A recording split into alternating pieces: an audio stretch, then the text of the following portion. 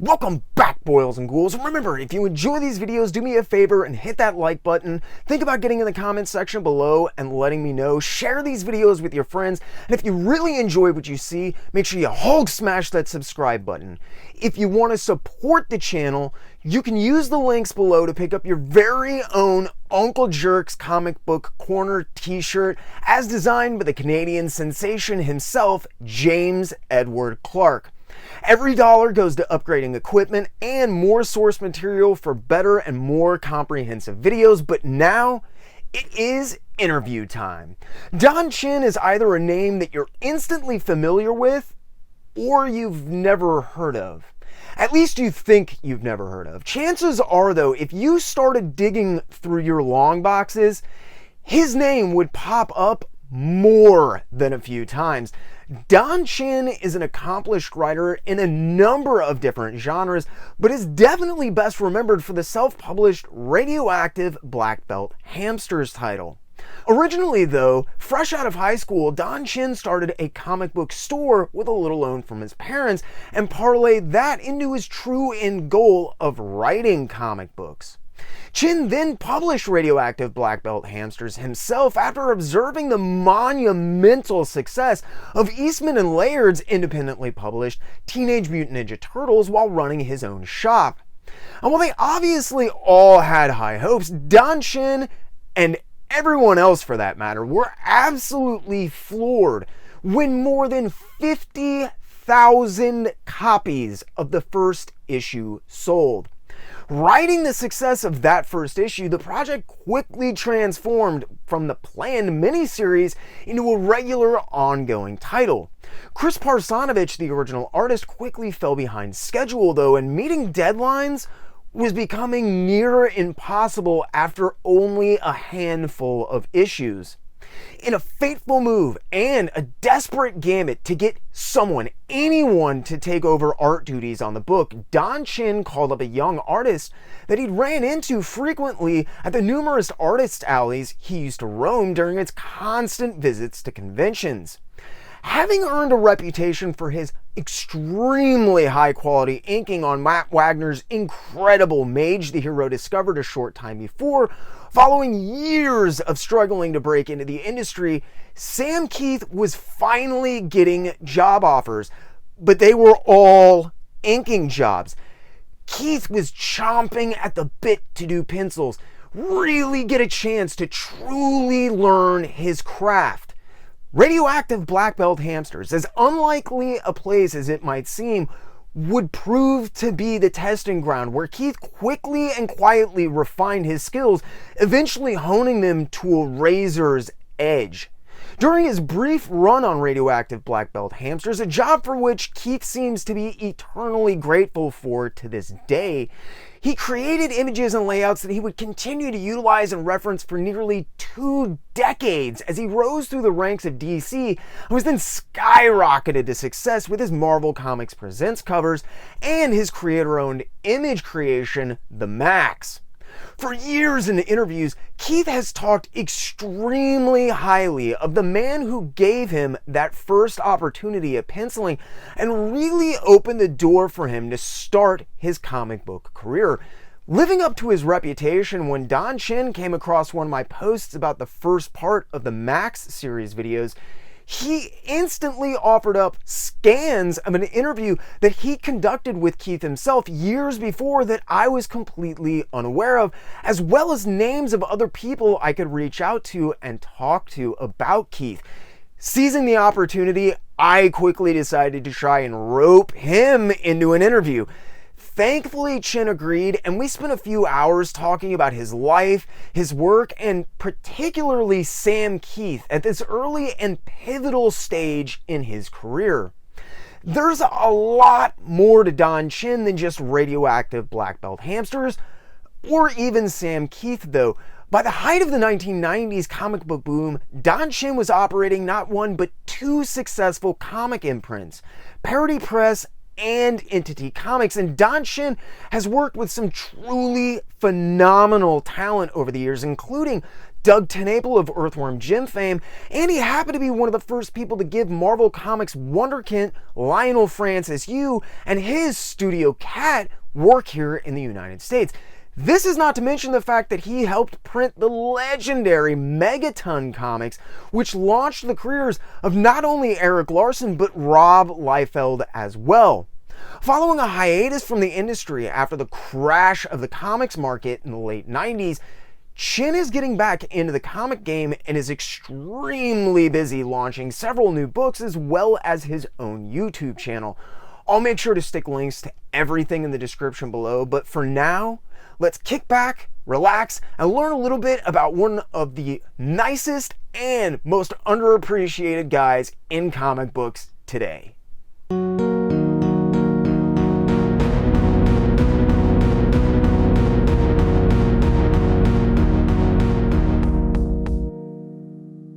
So without further ado, let's get into it.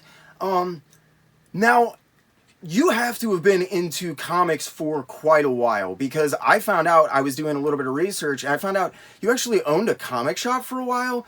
What got you into comics to begin with? When did you get into comics? Well, Roman, I think if I can remember, it was there was a Mattel set of Peanuts collections, and they were little hardbound books that were flip covers, and there was about 7 or 8 volumes in a little box, and I got that as a gift, and I just devoured Peanut strips till the spines wore off on those, and I would trace Charlie Brown and Snoopy, and just to kind of pass the time. So I kind of remember that as a young child. That was kind of my entry into loving comics and comic strips.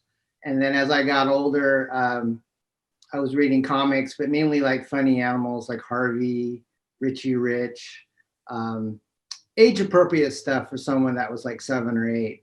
And then as I got older and became a teenager, I got introduced to superheroes in junior high school.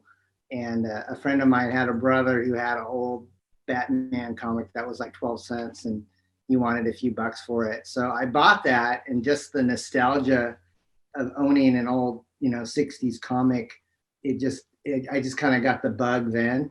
I used to watch Batman, the show with Adam West in the 60s, and I grew up in the late 60s, but I really didn't collect until junior high school. So I started amassing this huge collection, and by the time I was in college, I probably had as many boxes as what you have behind you.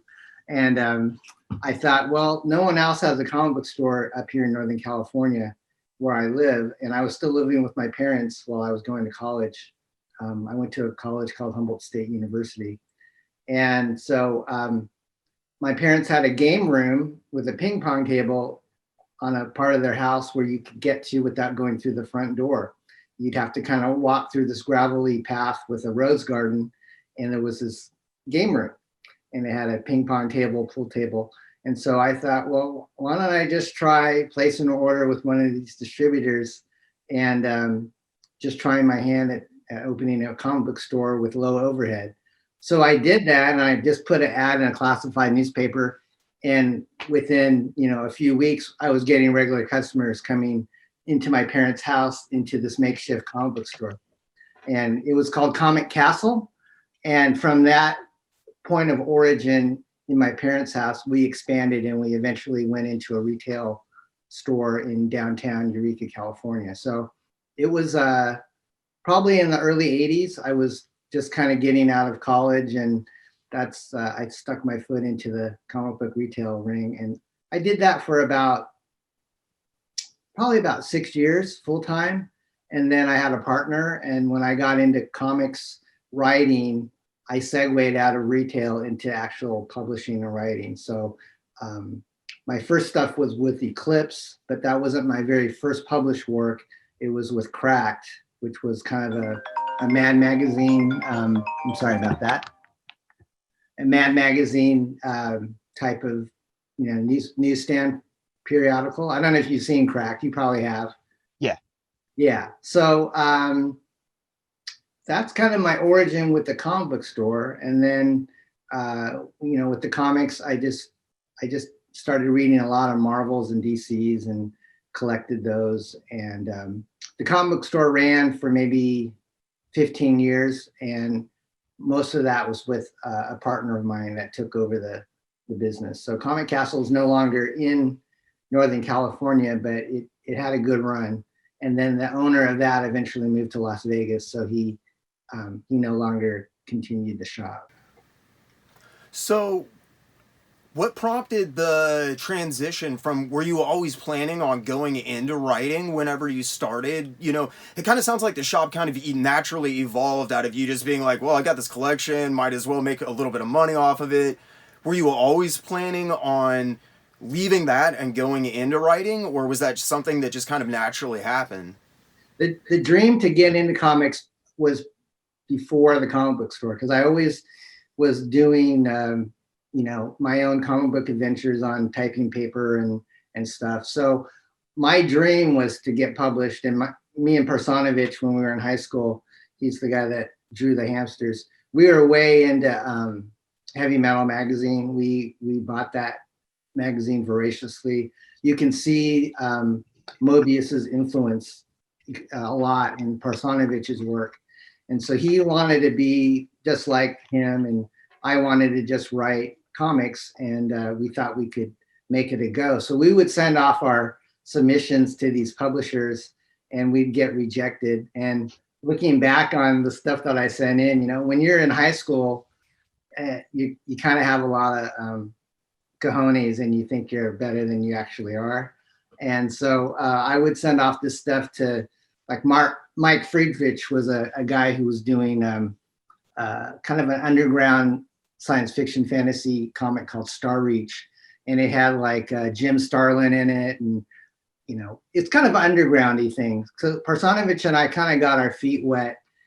I loved superheroes and funny animals and everything, but he and I both kind of had a happy medium because we liked the fantasy stuff like Von Baudet and Mobius, and Richard Corbin was another guy that was awesome.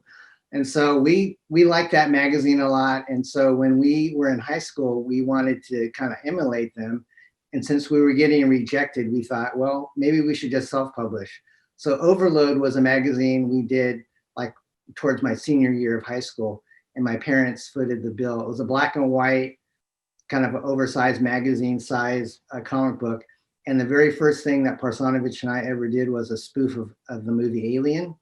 And it's definitely a kind of an R-rated comic. It's not for general audiences. They had a lot of swearing and stuff in it. But Overload kind of eventually evolved into 5 issues. And by the time we got to our 4th issues, we actually had a comic book distributor. And so that kind of got our feet wet. And so we thought, well, maybe we should try to promote the comic book, to conventions. And back in the 80s, most of the people would come down to San Francisco and go to the creation cons. And that's where I met, people like Sam and the people that have Eclipse Comics, Kat Ironwood and Dean Mullaney. I kind of met them because we were just these struggling high school wannabe cartoonists that just had Overload. And I think I had an issue of, this was like the very last issue of Overload, which is, it's black and white. And it's kind of like we called it the fantasy humor magazine. So it's like, what if you took Mad Magazine and Heavy Metal together? And so. That is an awesome concept. Yeah, so that's what we tried to get off the ground. And it never made any money. My parents were really nice, and they were taking a loss on it. But it helped me to get my feet wet and learn that when you do comic books, a lot of people think, well, I'm just going to print several thousand of these and I know I'm going to be able to sell them. And that was the very first mistake I made with Overload. Was we printed the comics before we had any orders. And I thought I was just going to send these to distributors and they would send me money. But that's not the way it works. You have to solicit your book, show them copies of what you've got in progress, and then they advertise it in the catalogs like previews. And then it goes to your comic book stores, and then they place the orders accordingly. But I had it backwards when I was in high school. I thought, well, I'm just going to print these. I'll sell them, no problem. So I shipped them up and I sent them down to the distributor without really checking to see if they liked it. And they said, well, we don't think you're quite ready. so they sent them back to me. So that was a lesson in humility. That's it. I want to point out too, though, for a lot of people watching this, like you're like, I had it all backwards, but you went out and you did it, and you actually got the experience, and I think that's probably one of the things that helped. I mean, if I was to guess, propel you further along and prove to yourself, like, no, this is an attainable goal. I can do this. People these days now get so much hung up on like, oh, well, I'm only going to print 6 microzines and distribute them to 5 guys, in South California. They can't put themselves out there enough to actually get something done. And I think that's something that separates. Was this right around, this is the 80s, so it's the black and white explosion, underground is going on. Is this before or after the Turtles? Overload was, the first issue was 1979, so I was Oh, wow, okay. So even before that, actually I shouldn't say before that.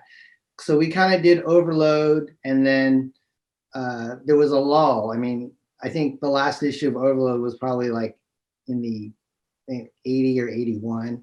And so at that time I was just getting out of high school and going into college. So that's where I started opening the comic book store, but I was still trying to do freelance writing. And so Parsonovich and I would actually create our own underground comics. They were called New Wave comics. And there was this guy named Clay Geertz, who was this really influential underground New Wave comics promoter down in the Bay Area. So he had this kind of little typewritten newsletter he would send out to budding comic book people.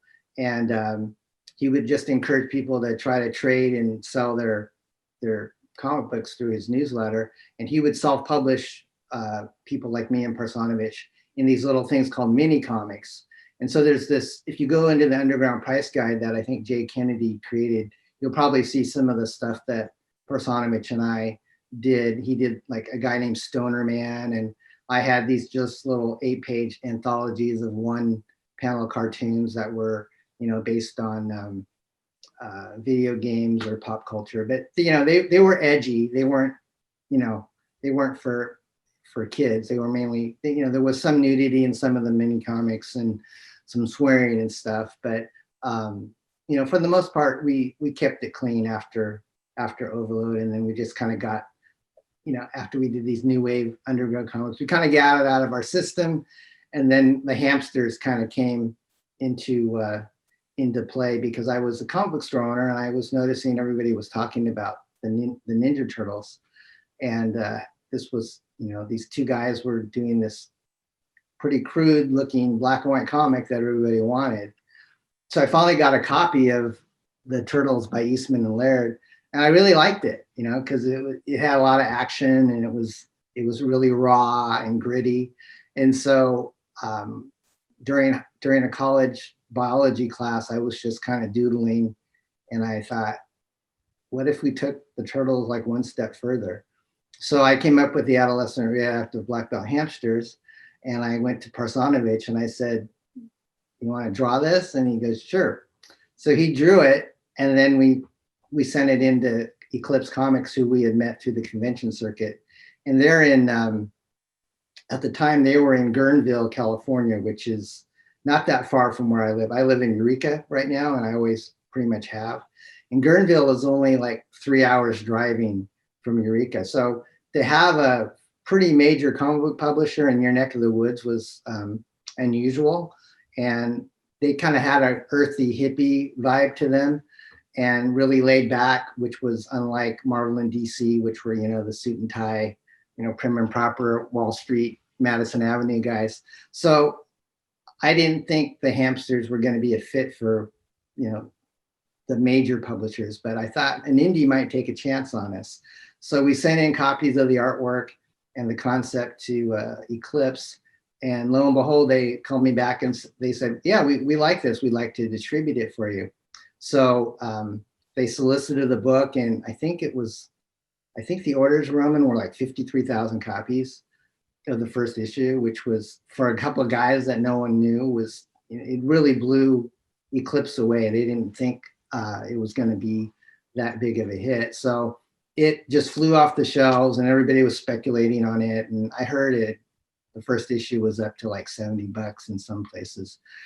And so after that first issue came out, Eclipse said, well, why don't we make this a regular series? Because they knew they could make money on it. And the funny thing though, Roman, is that they said, we'll distribute it for you. We won't publish it for you. So that was kind of unusual. I thought, well, maybe, you know, they're willing to take a chance on me, but they don't want to print it. That's what I was just thinking. What? So the good thing was that they're giving me a bigger cut because they're just taking a distribution fee. But Okay. the bad thing is I have to go to my parents and say, hey, Mom and Dad, I got this comic book I have to print 56,000 copies of. Can you loan me like $20,000 to print it? So I took this project into a local printer, and I think they told me this was the biggest single project they'd ever printed for somebody outside of, you know, a newspaper. So I remembered being in the loading docks, you know, packing these books, you know, tons and tons of boxes and Hamsters books, and just shipping them off to different distributors. And it was, you know, I definitely got my hands dirty on that. But when they said, well, we'll publish it from here on out, I thought, oh, I could handle that, because I don't really want to be down at the printers doing that again. That's rough work, man. I mean, for anybody who's like trying to conceptualize this, the biggest selling Marvel stuff right now sits at about 35,000 copies a month. So you're almost double their highest selling, you know, say Venom. You doubled the sales on that. You're trying to package it and mail it. Oh, that is brutal. And you got long boxes right next to you. I can see that. So like they hold about maybe 350 copies or something. Is that? Yeah, right around there. Yeah. Yeah. So if you can imagine, let's see, how many 350 times, you know, we're talking about 100 of those would be like 3,500. Yeah. Or 35,000, right? No, 3,500. 3,500. Yeah. So that's a lot of books. That's a ridiculous amount of books. Yeah, it was fun though, but it was just mainly me, and I don't think I remember seeing Parsanovich down at the printing. He just kind of took the money and ran.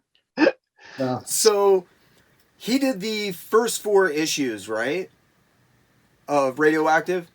We had a kind of a fill-in group.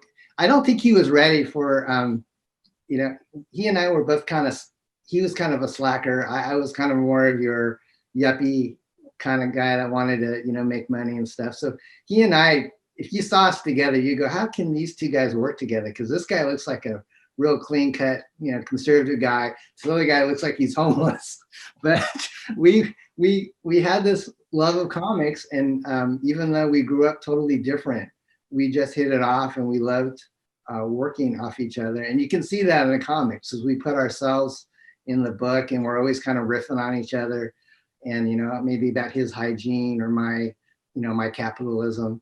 So you know, it was fun. And so when we went to him after the first issue was so big, you know, he agreed to try to do the best that he could. So he did number 2, and then we could kind of tell the writing on the wall by how long it took him to do number 2. We need to get some help. So on number 3, some local guys I pulled together, actually, and Mike Dringenberg, who went on to do Enchanter with me, but most people will know him from Sandman with Neil Gaiman and Sam. Wow. So is that where Sam met Mike at originally then, or did they already know each other? I think if I can recall, I probably met Sam at one of those conventions in the Bay Area, because in the 80s he was trying to get his start. He was inking Mage, and I knew him from that. And so when I saw him at a con, I think he was just at a drawing table, you know, probably in the Bay Area or Sacramento at one of these cons. And, you know, there would be guys like Mike Mignola and Art Adams. And, you know, I would buy these guys pinups for like $20 at the time. And now I wish I would still have them, because I know they'd be worth a lot. This is like in the 80s when they weren't really getting published anywhere. But they were just these guys trying to make a living. And you could tell when you saw Art Adams stuff, you said, I went, this guy's going to be big. And before long, he was just in a fanzine called High Energy. He was doing some stuff in that. But then just after the conventions, he probably showed his stuff to people. And then not long after that, I saw he was drawing Longshot, which was a pretty cool miniseries from Marvel. And then Sam was kind of in the same boat. He was young, just trying to get his feet wet. So I met him, and I recognized him from Mage, and we kind of hit it off, and we were just kind of keeping in touch. And so after Hamsters 4 came out, Parsanovich basically said, I don't think I can keep drawing. Actually, I think he came in, I think he drew 5 as well. So he did 4 issues, but then one of the issues, number 3, was kind of a fill-in with a guy named Herb Wood, Mike Dringenberg, and then just to kind of keep the flavor, we would have Parsanovich draw like a panel every so often, so people would still know that he's still around.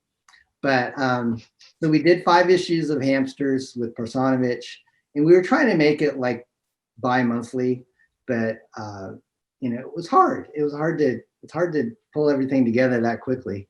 But I thought, Eclipse said, well, we can't, if you don't have Parsanovich, do you have any ideas on who might be a good fit? And I've been talking to Sam, and he wasn't really doing anything on a regular basis. And I think he really wanted to, test his talent on a real project. So I called him and I said, hey, Sam, do you want to draw the Hamsters? And he said, yeah. So I started working with him, and we had an inker, a couple different inkers that were really good. John Nyberg was the guy that inked some of Sam's stuff, and he was somebody that I found that was doing, I think he was inking Nexus for First Comics at the time. And then another guy named Sam De La Rosa was a guy that inked some of Sam's work. And Sam De La Rosa had Marvel credits. And just somehow I met these guys, they didn't really have the internet back then. I think we just kind of either knew each other from fan, conventions, or we would just keep in touch. And, you just kind of keep a person's phone number, and then the stars align, and, Sam was available. And I was so happy because I loved his work, and it's so much different than Parsanovich. Some people say that, oh, I like Parsanovich's style better. And then some people say, well, I really like Sam's style better. But I think both of them had their strengths, and they're both great talents. Yeah, I mean, like, whenever you read interviews with Sam, he rarely brings up anybody that he works with. He just doesn't like to talk about people that he works with, because it seems like he's got real low self-esteem, kind of beats himself up a lot about about a lot of stuff. But you're a constant name that always comes up, and he speaks really highly of you, because he literally says, like, I think I found 8 interviews where he's like, he was the only guy who would let me pencil. I just wanted to hug him. It was so amazing. And you look at his work, and he had a lot to offer. I just think a lot of it boiled down, as far as you talking about the stars aligning, I think a lot of it boils down to you having a really good eye for guys. Moving forward, you always had a good eye for guys. You weren't telling derivative stories either. It always felt like Radioactive was kind of doing its own thing and growing out of, apart from its name, really growing out of Teenage Mutant Ninja Turtles, as opposed to doing a straight parody or some, hackneyed attempt at cashing in on that. Right. Yeah. I mean, I usually only spoof things that I really like. And after I read the Turtles, the Hamsters is really nothing like the Turtles, but other than in name. But I love the characters, and I try to infuse each one with a little bit of my own personality. And I think that's kind of what people see is I still get fan mail, people telling me that, this is my favorite character. And this is like, 30, 40 years ago. And I'm still amazed that people remember them. And, we're getting, I think Bleeding Cool or somebody just did a story about, hamsters, where are they now? Just like in the last month. So they still have kind of a cult following. But as far as Sam goes, I grew up reading a lot of Creepy magazine, Roman, and Swamp Thing with Bernie Wrightson. And so when I saw Sam's stuff, the pencil stuff that he did, I thought, wow, this is really cool because he's kind of got this creepy vibe, and he's got the muscles and kind of that cool organic feel to him that Wrightson has. And I was a huge Wrightson fan. So when I saw Sam's work, I thought, wow, this guy, I know this guy, and he draws like, as good as Bernie, and he's got these cool, attention to detail with those cool bristles and, the hair and all that stuff. And so Hamsters is kind of like in between, because you can tell nowadays he is so refined and razor sharp. And I think Hamsters was just kind of his exploration phase of his career. He was just, this is the first thing I get to pencil. It's a little goofy, but you can still see hints of what he was going to do for Marvel and for Max and Batman and stuff in the Hamsters. In fact, I think in the Hamsters there's even like little Iz's in the early on in like number 6 or 7, and I kind of asked him what those were, and he said, well, it's kind of a secret. And then Infidel Castro, I think, is the villain that we had in the latter issues of the Hamsters that Sam drew, and he looks a lot like is it Mr. Gone? Is that the protagonist? Yeah, Yep. If you look at Infidel Castro, he looks like Frank Zappa, and then Mr. Gone kind of looks like Frank Zappa, Yeah, well, Sam had said, like, for years prior to the Max really blowing up, that if he ever got a chance, he was going to take everything he'd ever done and throw it into one comic book. And if you ever read anything that Sam writes nowadays, he talks a lot about the Trout-averse, and that kind of is an evolution of that idea. And Max had shown up previously as Max the Hare in Comico Primer 5.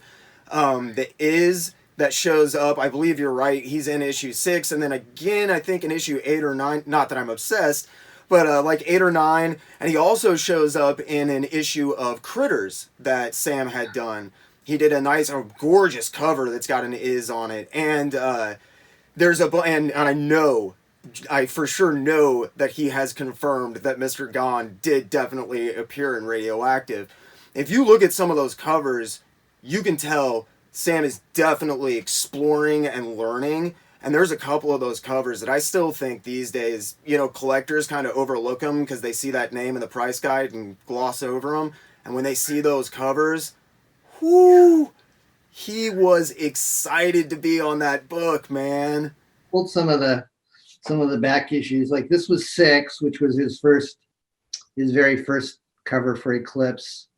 And then number 7 I thought was pretty awesome. The one where he's that's still one of my all-time favorite Kieth covers. I mean, the layout of that, you would see him repeat that for 30 years. Yeah, that was like the Toe Jam monsters from Atlantis. He was fun. He would always, when we were plotting the issues, I think he and I both came up with like the Toe Jam monsters from Atlantis. We just thought, well, we can have this hulking monster, but he's got this fetish for Toe Jam, and we went with it. Anyways, Sam was awesome. He's a real kick, and he's very shy. Like you said, he's very introverted, and not, doesn't have an ego for sure. That's one thing I wanted to ask you about. We chatted a little bit before this started, and I told you I got over 60,000 hits on that Sam Kieth video. And one thing that kept popping up in the comments was that people think Sam Kieth is putting on a persona for interviews.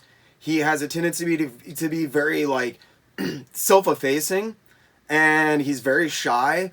And I just was wondering, this is early on in his career, but I know that even speaking from guys, like I'm getting ready to interview Bill Messner-Loebs as well, and like speaking to those guys, it seems very apparent that even though he was excited and interested in getting out there in comics, he was a very introverted guy. Can you talk a little bit just about working with him? How much input did he have on the book as well? You talked about plotting with him. Yeah. With Parsonovich, I would just kind of type a script and give it to Par, and he would just kind of do it panel by panel. And he would throw in his own little things here and there, kind of like Sergio Aragonés did in Mad, in the little areas between the panels and stuff. But with Sam, it was almost kind of like, we kind of co-plotted. I don't think he got credit for that, but he had a lot more say in the story. There's one device in the story arc with the death of Bruce, which he drew, and we've got this kind of floating. It's almost like a drone, but it was like. Did you see the movie Phantasm? Oh my God, that's one of my favorite movies of all time. Don Coscarelli. Yeah. I loved those little cheesy movies, horror movies growing up. And so Phantasm was a huge influence on me, and the Beastmaster as well. And so as a homage to the Phantasm orb, I thought, well, let's put in this thing. I think it's called the Ginsu 2000 or something, but it would float around and it was trying to keep the hamsters under the water in Fidel Castro's, secret hideaway. So it was just kind of this built-in robot that was sent to monitor things and make sure things were fine in the lair of infidel Castro. But that was something I think he and I kind of worked on together, was making this orb that had blades and stuff coming out. And he was along for the ride. He was very easy to work with, and just a lot of fun. I mean, we probably racked up huge long distance bills. He and me and Dringenberg. Dringenberg didn't work on the hamsters except for maybe doing a cover here and there, and he also inked the Clint miniseries. But we would, back then, we didn't have email, so if we had to talk about something, we'd have to call long distance. And Sam was in California, Mike was in Utah, so I would have these huge long distance bills because we didn't have cell phones back then. It was just your landline. But Sam was on the same time zone with me. He was kind of a Northern California guy.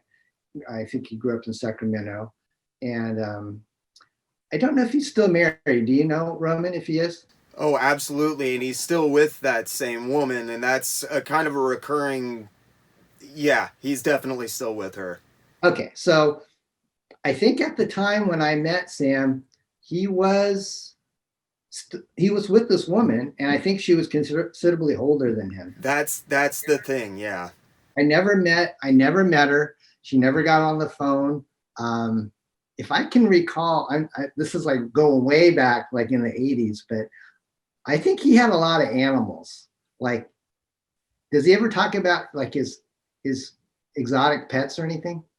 No, I've heard him mention pets a lot, and there's a recurring theme that pops up in his work a lot where animals take on a very humanistic quality. I mean, the Maxx, obviously, and all of the subtext there, but even before that, he's been very animistic, and I always assumed the animals played pretty heavily into him and his wife's relationship, because they've talked about not wanting to have kids because of them being uncomfortable with their relationship and how it's perceived. So they kind of surrogate animals for children in a lot of ways, from what I understand.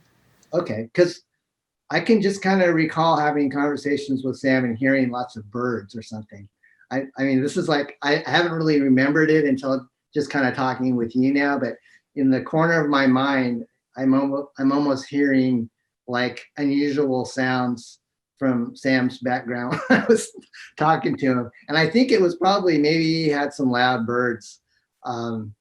We didn't have FaceTime or anything, so I couldn't really see his house or what it looked like. But I know I remember him being very excited when he went off on his own and did the Maxx, and we were still communicating with each other. And he was talking about how much they gave him to option the Maxx for the MTV channel. And I think he was just blown away. I think he got like $1 million contract to do the Maxx. And he goes, Don, he's almost like dumbfounded. He goes, he goes, $1 million is $1 million. And I was just so excited for him. And I thought, wow, that's really great that you got, someone to do an animated series, and they paid him good money. And I don't know if he still makes royalties on that, but he seems like he's pretty set. I think he's got such a, with the Sandman following and the Maxx and trade paperbacks and all that, he's probably not hurting. And I know his original artwork will go for, you've seen it, thousands. Big money. People who are Kieth fans, I mean, I would know because I'm one of them. We have to have all the covers and all the trade paperbacks. And I mean, behind me, I've got sealed boxes and toys and VHS of Maxx and everything. And yeah, I know he still gets checks off of the Maxx. But perplexingly, I think it almost upsets him as much as it makes him happy and comfortable to be able to do what he wants to work now. I think in a lot of ways he's very upset that people have never moved on from the Maxx. And he had... I'm not going to get into details. I've talked to a lot of people like yourself, like who have known Sam over the years, and there was a lawsuit that occurred during the Maxx television show that seems to have completely taken the wind out of Sam creatively. Really? Yeah. I was going to ask, because I know you said that you guys were keeping in touch whenever he was starting, and if you look at interviews when he first signs that contract and he heads into the MTV stuff, he's very hopeful and very, very energetic. And I'm trying to think of how to word this really well. There was a couple of individuals that sued MTV over a aspect of the design from the Maxx. And MTV essentially took the standpoint of it was not their problem and passed the suit off to Sam. And that, it was very interesting. I've read 2 interviews and talked to everybody involved. And I can't, unfortunately, everybody's got, gag orders and this and that. And I really don't want to step on anybody's toes. But it's interesting to hear that he was so hopeful going into the Maxx, because it really just feels like at some point somebody took the wind out of his sails. Do you talk to him at all anymore? No, I haven't talked to him probably since the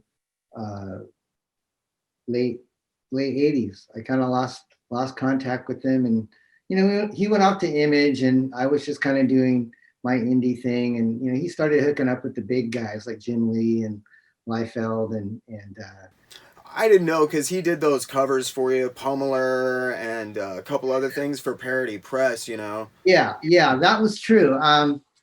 Gosh, I really wish I had my Rolodex. You used to have that. He probably has the same number that he's had for years, but I didn't know where that went, and I don't have it on my cell phone anymore. But I bet his agent would probably do me a solid and put me in touch with him if I asked him, and I'm sure Sam would probably be receptive to that. So I'll try to reach out and see if I can reconnect. But he's the kind of guy that probably he would have called me and probably been able to cry on my shoulder at the time, but for some reason we just when all that stuff was going down, I wasn't there for him, and I was starting a family and things, so it was kind of a hard. Well, and I'm on the outside, obviously, looking in. I don't know any of you guys, and this is all just stipulation from research and little tidbits of interviews and stuff that I've read, but it feels like Sam very much shut himself off from his entire life, like all of his previous contacts. Because really, honestly, man, when you read about people that he's worked with, that he's had ongoing relationships with, there is only 2 names that I know of that throughout his career keep popping up, and he has nothing but nice stuff to say. And it's you and Bill Messner-Loebs. And, well, I mean, honestly, he's so, it seems like he was honestly so grateful for, being given the opportunity to pencil, but that he talks about how much he learned working with you, which is why it was so interesting to find out from you that he was involved with, kind of co-plotting stuff, because I'd always wondered about that, and he didn't receive credit for that. So yeah, I mean, Seems like he feels like he learned a lot. Yeah, I mean, his idea was to make this Fidel Castro look like Zappa and the the Toe Jam Monster was probably, you know, a lot of his creation. He just had a silly, fun sense of humor. You can just kind of tell, you know, he's got, you know, Max the Hare, and he did, what else did he do? Really, I mean, before Radioactive, not much. He'd done Critters, he'd done Sensational Comics, a few, you know, Comico, but really, he inking on Mage was like, that was his big claim to fame, you know. Hey, I'm working with Matt Wagner, completely miserable, but Yeah, they probably didn't pay that great either back in the day. I remember getting a lot of those Kamiko books, and you know, God love them for trying. They were probably just a lot of guys like me and Parsonovich on the East Coast trying to do comics, and everybody starts somewhere. But Sam was just a guy that was so easy to talk to. You know, he was shy, but he was super low key, super friendly.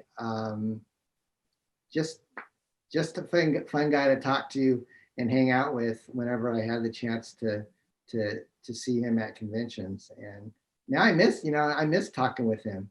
I hope that we can rekindle our friendship. yeah, and I don't want to pry, but it's interesting to me that you did remember his wife. That is something that I think has been kind of like blown out of proportions, not only by Sam himself, but by people as interpreting Sam from the outside. I was curious, I know this is really stretching. Do you remember how you learned of that? Like, because you said that you guys' relationship was mostly over the phone, so I'm curious if he was so so self-conscious and uncomfortable even at that point that he was bringing it up in conversation. Um, he really wouldn't go into much detail about his wife. He was just telling me that, you know, she's much older than I am, and maybe, you know, because he was just let's see, what year was Sam born? Do you know? Oh man, I couldn't tell you off the top of my head. I know his wife is about 15 years older than him. Yeah, that sounds about right. So if I was, see, I was born in the early 60s. So when he was doing Hamsters, I was, you know, I was in my mid 20s. So if he was around the same age as me and his wife was, you know, 40 something maybe at the time. Yeah, that, you know, back then that was kind of unusual. So maybe, you know, I don't know if he felt self-conscious about it or what, or I don't know how they met, but I think they were together even when I first initially met Sam. From what I understand, like one of the big, again, looking in, I tried and I really didn't bring it up in the big retrospective I did about him because I don't feel like it actually has as much bearing on him or his career as much as he thinks it does, but it is something that he continuously brings up. I think he was technically underage when they got together. I think was one of the big things for him. I believe he was 16 or 17 when they got together, and she was a decade older, so it was kind of a chintzy thing. That kind of rings a bell now that you bring that up. Yeah, maybe he didn't want her to get arrested. I was just curious because that was earlier, and I just looked it up. Keith was born in 63, by the way. Okay, so he's my age. So yeah, you don't want to have. I guess you don't want to go shouting that out on the rooftops that your significant other is. Well, obviously you don't, but it's interesting, you know, when we're having this conversation and you're just peripherally remembering things. And you're like, I remember birds, and wasn't there something about his wife? It's so funny to me that Sam drives home and brings up it. It's one of the things that makes me believe that he is as awkward and has as much of a problem with himself as it seems like he does in interviews in real life. Because it seems like he just brings up things continuously like, oh, I have a problem with this, so let's talk about it for 15 minutes because it makes me uncomfortable. Yeah, he's an odd cat. He's fun, but you know, he definitely has his idiosyncrasies just like everybody else. And I don't think he's tortured by any means, but maybe after that lawsuit, that can scare a guy, especially a creative person who's already sensitive and kind of. And do you know the story behind Sandman #1?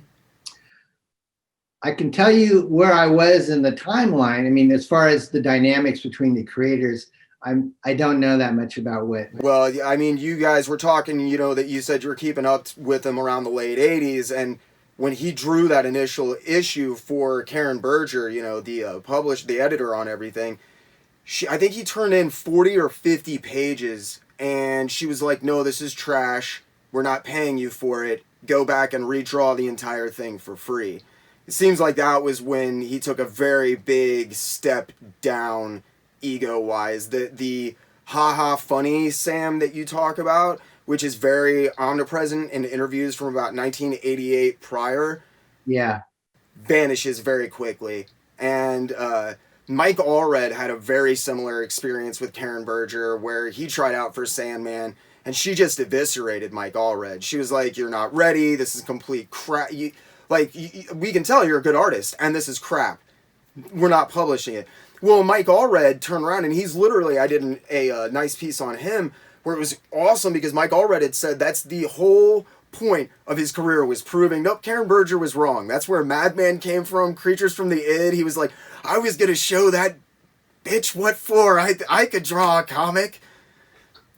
And Sam seems to have gone the complete opposite direction. Like, I don't know if you're familiar with the term Imposter Syndrome.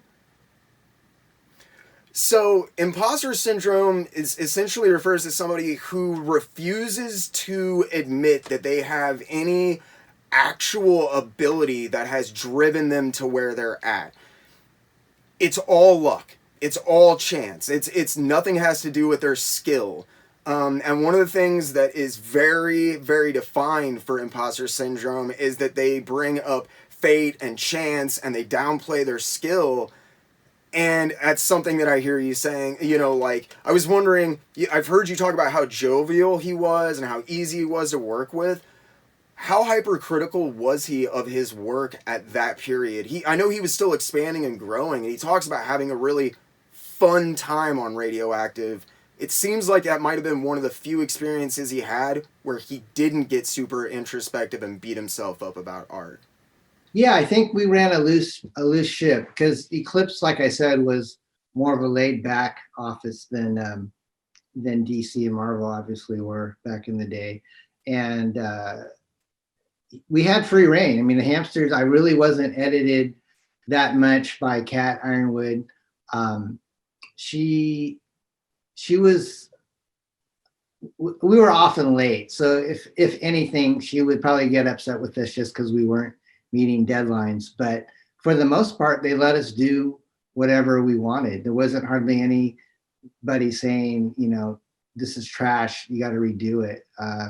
That could be probably something that Sam was enjoying. And that's kind of why I like doing independent comics, is you've got,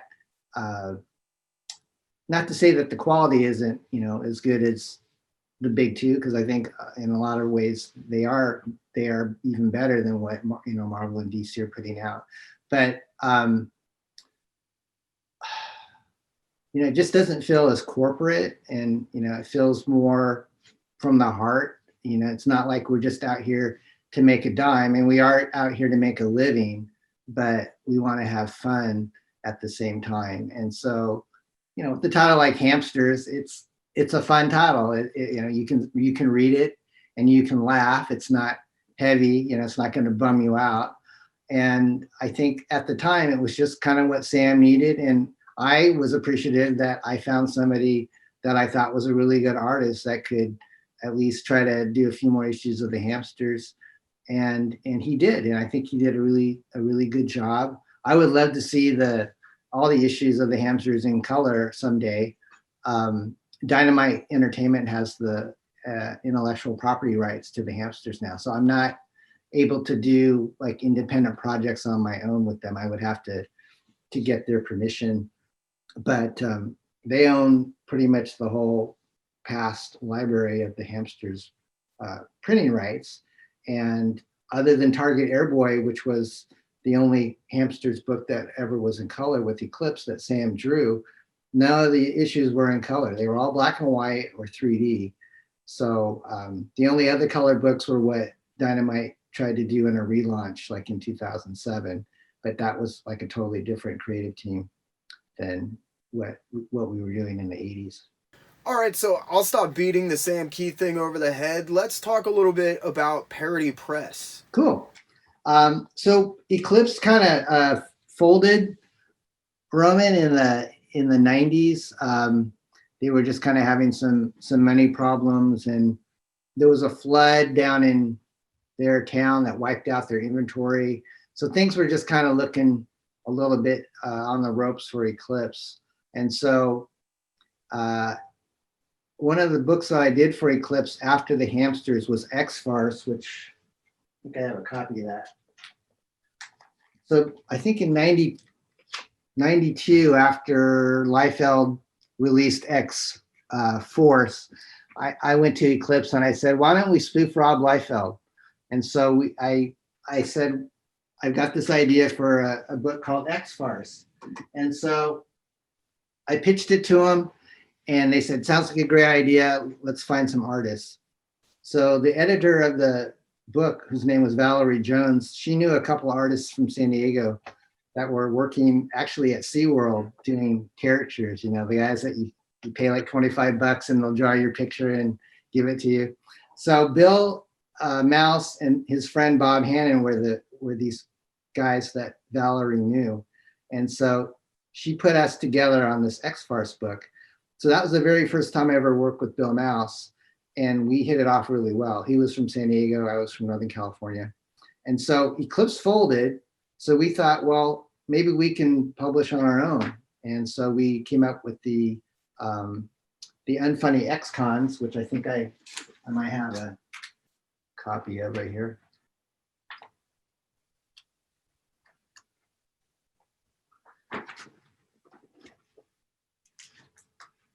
By the way, X-Farce sold great. It sold like 60,000 copies, and it was just a black and white book. And so I think it was probably one of the best-selling, satires of the 90s. And so Todd McFarlane actually told Val that he was going to do our cover, but then he backed out. So I think it probably would have sold more if it had a McFarlane cover, but I'm not complaining. It still did well. So Bill and I said, well, why don't we do another spin-off of the Mutants parodies?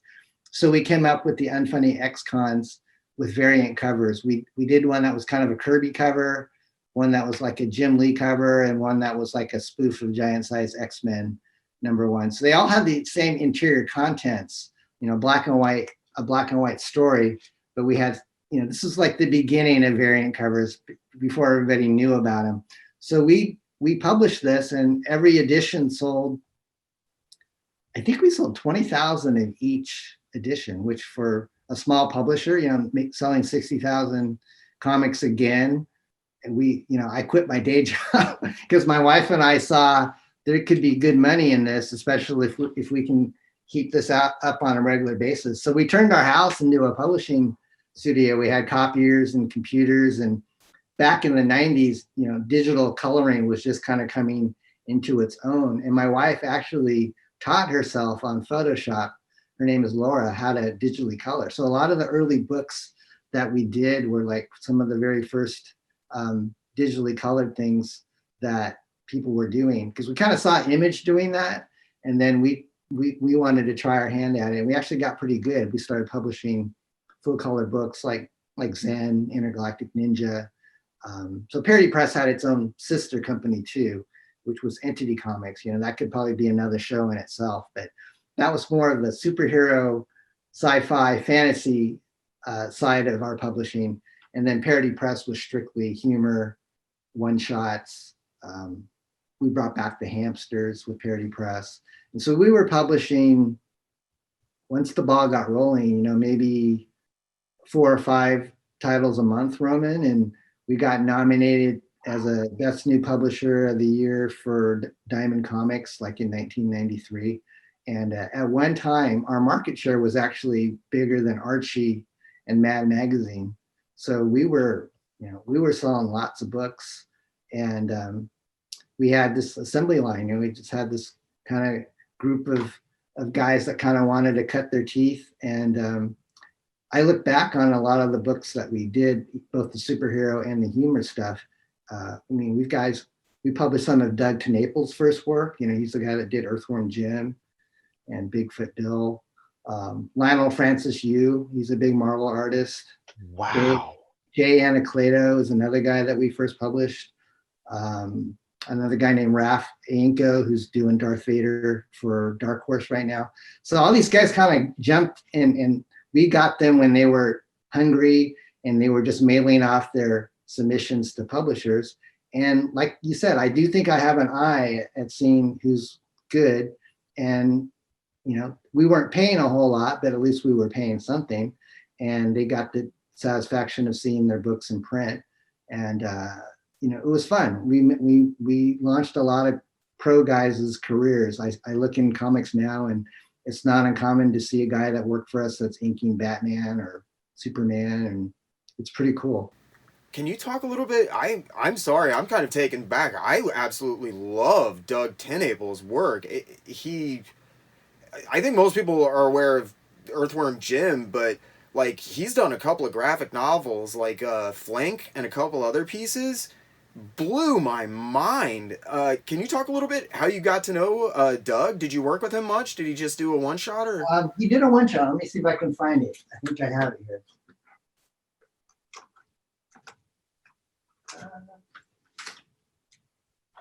Actually, I did. I was just on a live stream with Doug last week on, there we go. We have a mutual friend named Mike Miller, and Doug is, he's self-publishing now, doing a lot of the crowdfunding stuff. Yeah, I was gonna say he's going through Kickstarter to do a new book, man. I'm really excited. He makes a lot of money. But he's in Tennessee now. He used to be a Southern California, San Diego guy, and so Ken Meyer Jr., who was another guy that I kind of met early in the '90s, he's actually the guy that I worked with on the Megaton book, which is like a totally other story. But Ken sent me a submission, and I liked his work. He's kind of a superhero type of artist, as well as a painter. And so Ken had his connections with a lot of guys down in San Diego, and Doug was one of them. And so in a roundabout way, I guess Doug, found out that Ken was doing work for us, because Ken actually did the X-Cons covers, all the three variants. So he was one of our first employees. So Ken knew a lot of guys, and Doug was one of them. And I think at the time, Doug was, I don't know if he was doing commercial art or what he was doing, but it was before Earthworm Jim. So he came to us with an idea. He says, I want to spoof Jurassic Park, and I have an idea for a book called Jurassic Lark. So we did this, and it's got like a gold foil cover on it. It's all UV coated, so it's pretty sweet looking. But you can see this is 1993. So his work, is very early in his career, and he actually went by a pen name, Roman. He went by the name Doug Graves. That's why I didn't see it. I tried to research, and I was like, well, how the heck did I miss Doug TenNapel's name? Yeah, so he just confessed to that on the show last week. He said, yeah, I went by a pen name, and I'm not exactly sure why, if he had to keep it on the down low. Maybe he had an agreement, not to work where he was currently working outside of that job. But I met him at a convention, he and his wife. That was the cool thing, is going to conventions like San Diego Con and actually meeting these people in person that you've been, collaborating with over the mail system. Because we didn't have the internet back then. If you got artwork, you'd have to draw it, package it up, and send it to the publisher. It would get there, in a few days, and then you would take it and scan it, and then do whatever lettering you wanted to do to it, coloring or whatever, and then you send the artwork back. Nowadays, it's all digital. Everybody just scans files, sends them to X person, and they do their thing, and then they send it to Y person. So you hardly ever touch physical artwork anymore, and it's kind of a shame. I kind of miss that. I ask a lot of guys that are doing covers for me. I'm going, well, how much more is it if I want the actual physical artwork? And they go, well, sorry, there is no physical artwork. It's all digital on a pad. And I went, oh, that's too bad. But I do have Bill's cover for X-Farce #1, the Reloaded book, which is what we're doing, and we'll actually be selling that on our crowdfunding campaign. So our campaign is going to be kind of cool, I think, because people will have the chance to buy original artwork, whereas some books, because they're digital, they don't have original artwork. And do you collect original artwork, Roman? I wish I had the money. I had a few pieces when I was younger. I was like you, I'm like mid-30s, late 30s, and collected some stuff in the 80s. I had some stuff. I've still got a Mike Allred original. There's some like guys that were up and comers. I definitely had like a piece or two of Jack Kirby and some Neil Adams stuff that I picked up and sold like a schmuck. And then some, well, I had a huge, most of my collection got stolen about 15 years ago. And I lost like probably 90% of the stuff that I really cared about in that. I had like a Herb Trimpe Hulk piece that I just absolutely loved, and like I had a Steranko sketch of Nick Fury. Yeah, it's not a fun time. Oh, I hear you. I got the collecting bug for comics, but I also started to get into the original artwork. And I look back on ads in some of our old books of pieces that I was selling. And I was like saying, oh, I got this John Byrne Iron Fist page. I'm going to sell it for $65. And I'm looking at that. I had Frank Miller, Daredevil original. And I'm going, that probably is worth dollars right now. But I know, I look at that stuff and I went, wow, I can't believe it. Like Mignola, I don't have any of his pinups anymore. And, I picked it up for a song, and for what I was selling it for, I was making a profit, but I had no idea if I held on to those pages. I mean, I had some really cool John Byrne X-Men pages, and that Frank Miller Daredevil stuff was it was hard to come by. And I actually had a couple of his pieces, and the Bob Layton Iron Man when he's going through the drinking problem. Oh, man. I know. The only arc that ever mattered about Tony Stark. Yeah. Layton and I can't remember who else drew that, but his stuff was so, for the time, I mean, it was just really, really cool. Oh, Bob Layton, I always loved his stuff. Even when he was doing his kind of phoning in some stuff for Valiant, I still thought Bob Layton was still killing it, man. He's always. You mentioned Leinel Francis Yu. What did he do for you?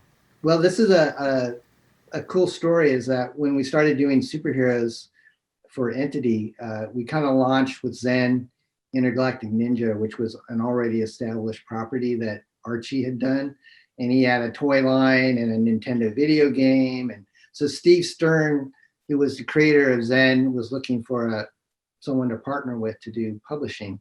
So we thought, well, parodies are fun, but I still have this love and affinity for superheroes. So why don't we kind of try our hand at superhero comics? So we did, and Zen was our flagship title. And I think one of the here we go. So this is the Entity Zen from like 1993. So not very long after Parody Press was launched, we decided to try Zen, and we actually got newsstand distribution on this, and we probably printed, to be honest, Roman, I think we probably printed like between the newsstand and the comic book distribution, like 100,000 copies. And it had distribution throughout the United States and Canada, and, on spinner racks and stuff.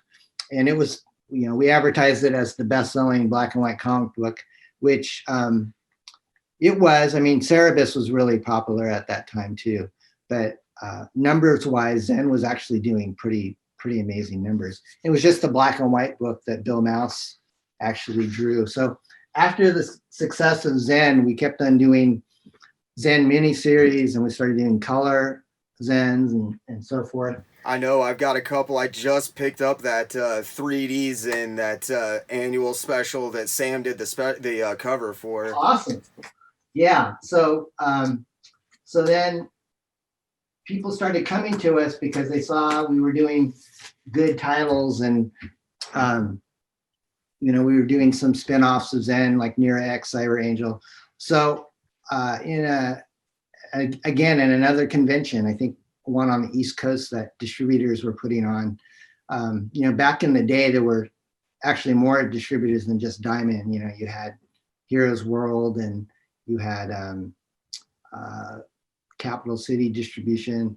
So Diamond wasn't the only kid on the block. So there used to be these conventions, like I think Heroes Distribution was one in New Jersey. This might have been where I met the people that were doing Aster.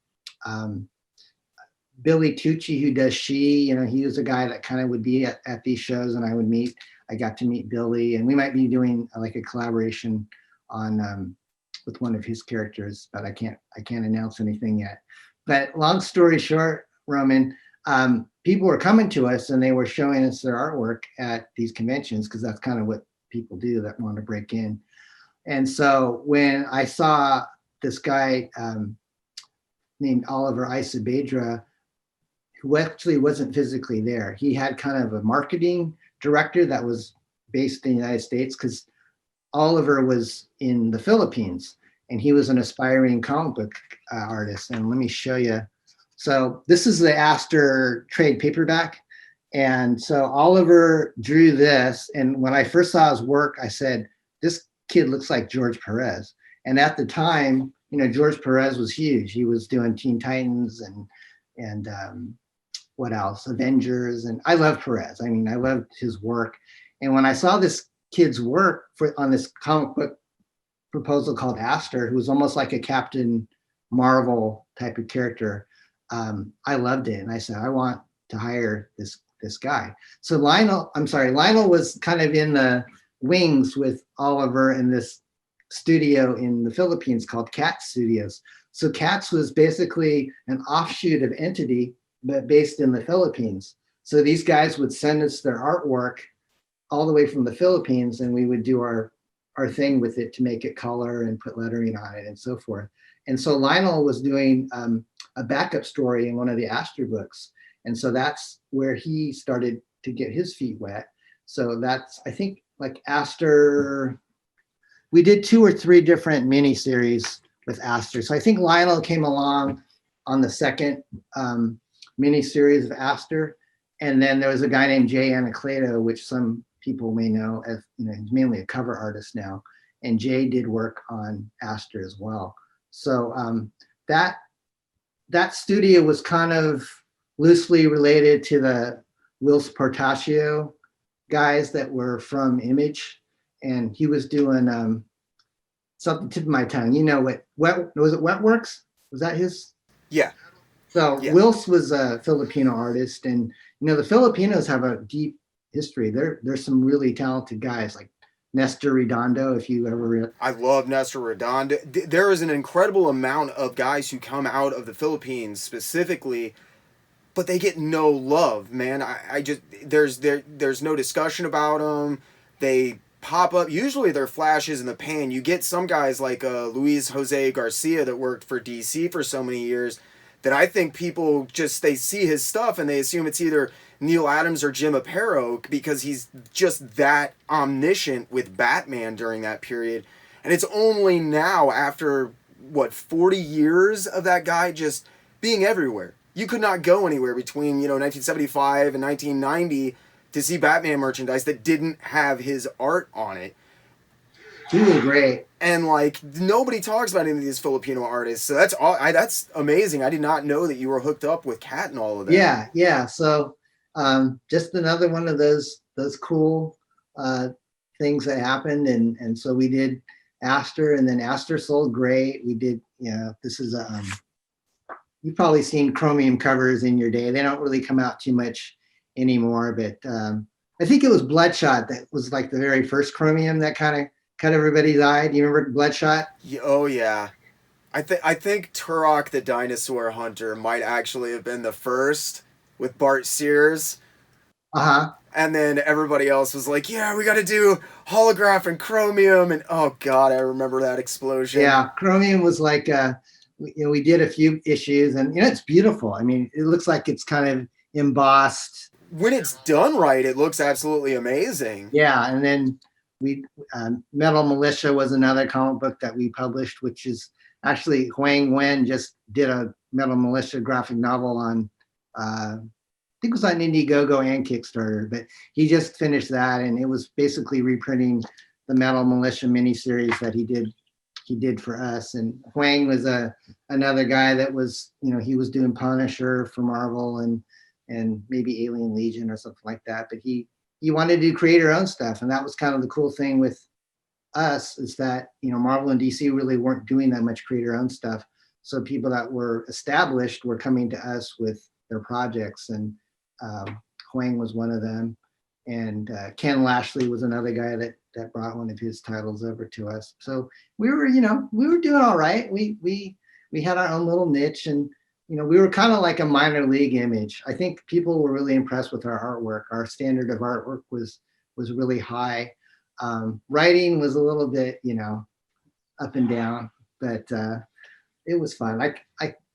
I wish I kind of had a tighter rein on things, but we were publishing so many titles, it was kind of making my head spin. And so you can't have like the type of quality control, looking back, that I wish I could have had back then. There were some titles that I published with Parody Press that were pretty kind of raunchy, that I'm kind of not so, proud of saying that I did them. But, I was young, and I think I've kind of matured a little bit since then. So Parody Press put out a number of different stuff. I think mostly of note that for this interview, obviously, would be the Pummeler, where Sam did the cover, and then Spineless Man 2099, where Sam did the cover. And then you guys did the Tax. And yeah, and that was a direct parody of the Max. I wrote that one, and we did, there's 2 issues. Hang on a second here.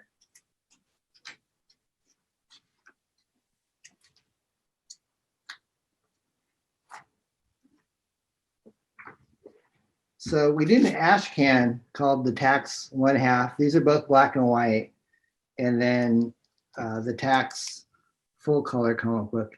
And I think the ash can came out first. I had a guy up in my local hometown that learned that I did comic books named Mike Taylor. And he really drew very much like, kind of organically like Sam. And he told me he was a big Sam Kieth fan. And so in some roundabout way, I put Mike in touch with Sam, and he actually got to go down to Sam's studio and intern with him.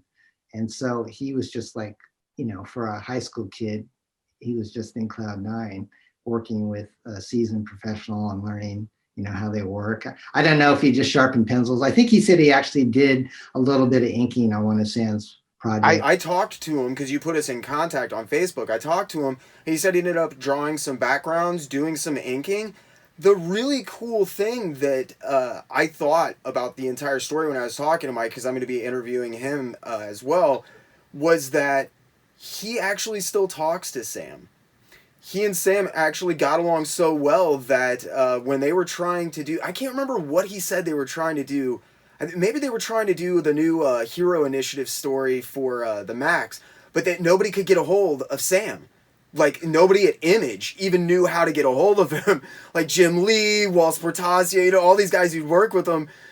And I was talking to Dan Fraga about it, too, because he watches some of my videos. And I asked Dan Fraga, and he was like, no, man, Sam was just like a ghost. You didn't see him there. Nobody talked to him.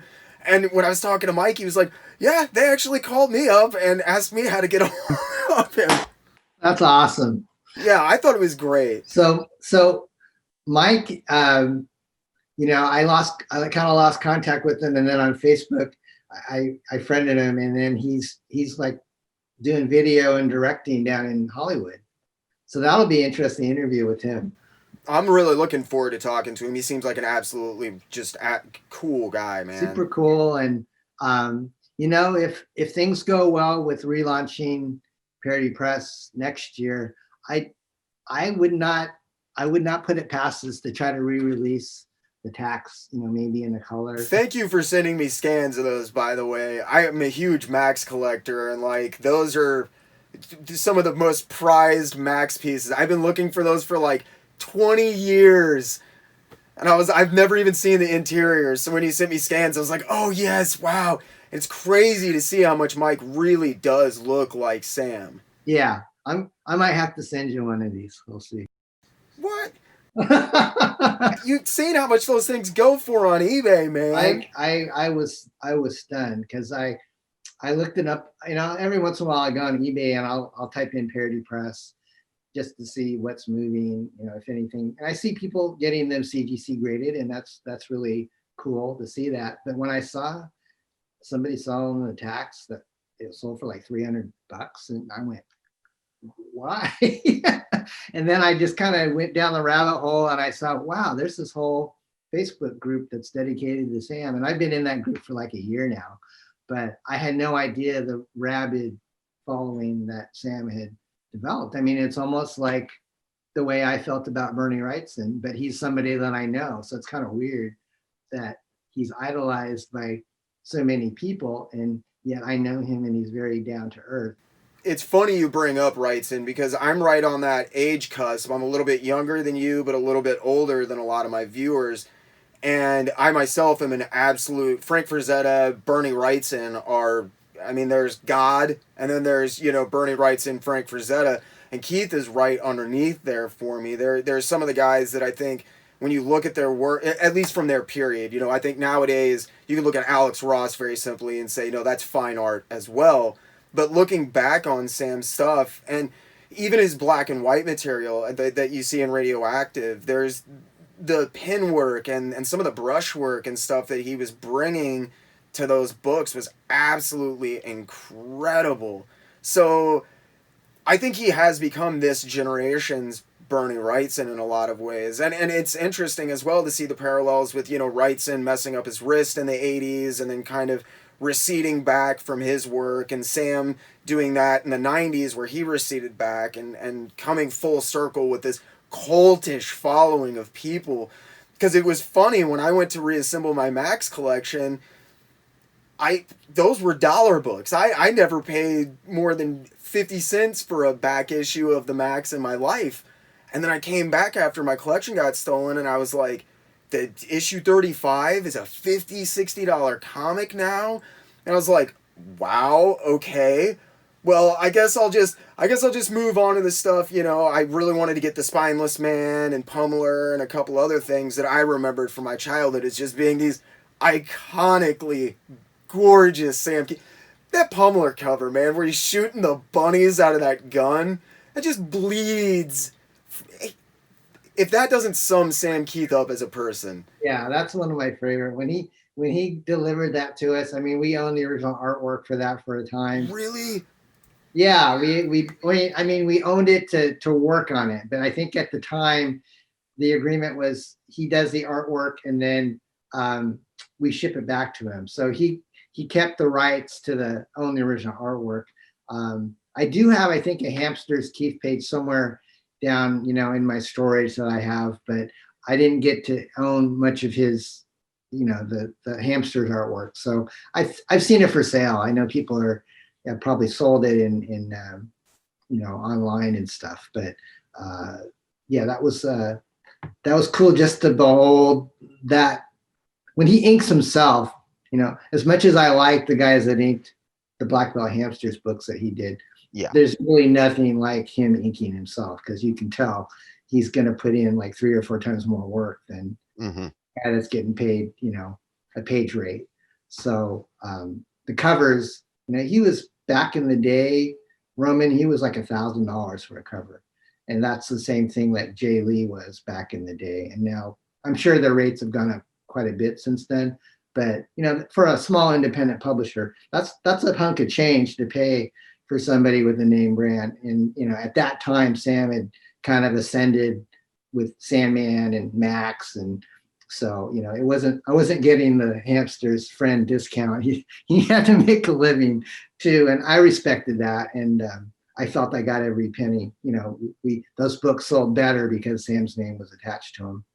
Well, and just so you know, it was very interesting when because I did very extensive, I did about 1.5 years of research, and just talked to everybody I could. And when Sam talked about those covers, he was at a period where he had literally almost stopped taking any work from anyone, even Marvel and DC. He was hesitant to take on more work because he was doing, I think at the point when he did those, he was doing between 6 and 8 finished covers a month, interiors for Marvel Comics Presents, and then a 6-page story for something else as well, monthly. Yeah. And literally, he said they were, because somebody asked, they were like, and then there's Spineless Man and Pummeler, and he's like, yep, and I did those because I got to draw Radioactive Black Belt Hamsters, and that dude is the coolest dude in the world. It was one of the things. It was one of the things that made me actually want to seek you out. Like, when I saw you commenting, I was like, oh, I got to jump at talking to this guy. Because every time Sam brought you up, he spoke so highly, and it just seemed like you had such a magnanimous personality. And to be able to get through to somebody like him, who is such a withdrawn and self-effacing artist, I think says a lot about your personality. Thank you. I think that it helps just because, I'm a guy, and I'm not always the best listener, but I think that was kind of what set me apart from other people, is that people could just call me and I would talk to them. Like Dringenberg and I, when we were doing our fantasy series for Enchanted, we'd have like 3-hour phone conversations, and like your ears sweating. Sam didn't keep me on the line that long, but it was just really a smooth, no headbutting conflict. It's very rare for me to get in a bad relationship with creators, and I think that's important, because it's such a small industry. If you burn bridges, before long you're not going to have anybody to work with. And so jumping back into the industry, which is, the last thing I did was in the early 2000s, and I just published a little parody with Bill Mouse. So I actually haven't written anything since like the late 90s, and it's uncharted territory, the way that the whole marketing is set up, and people have YouTube channels, and it's cool. I mean, I like it because I think people can interact with their fans easier than ever before. But as far as it being a business model, because Diamond is kind of on the skids, and there's DC's, in a bad spot right now. It seems to me like crowdfunding is kind of the wave of the future. And I kind of feel like I'm getting on that wave right at the right time.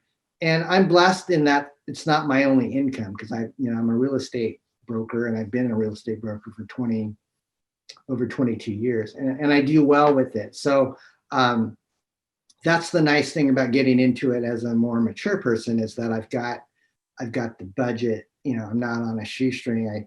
I don't have to say to my creators, well, if we make a profit, you get X%, but if we don't make anything, at least you're in print. That was some of the ways that we did our books back in the early days. We would basically say, I don't have a page rate. It's just strictly profit sharing. And we actually made profit and people got paid.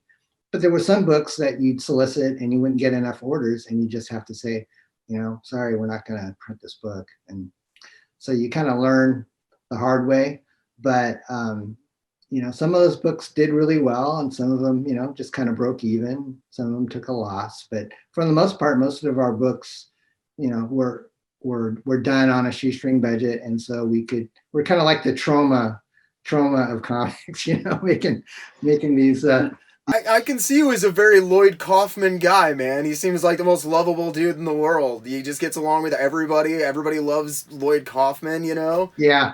I think your work is a little bit above trauma quality. Let's talk a little bit about what caused Parody Press to come to an end, an entity, and all of that. When did that all wind down? What caused that? Well, you probably remember in the 90s, everybody and their brother were doing variants and Death of Superman and just the speculation, just after X-Force came out and Spawn and all these books, it just became such a speculator's market that I think dealers were overbuying number ones, thinking they were just gonna, make a killing on them.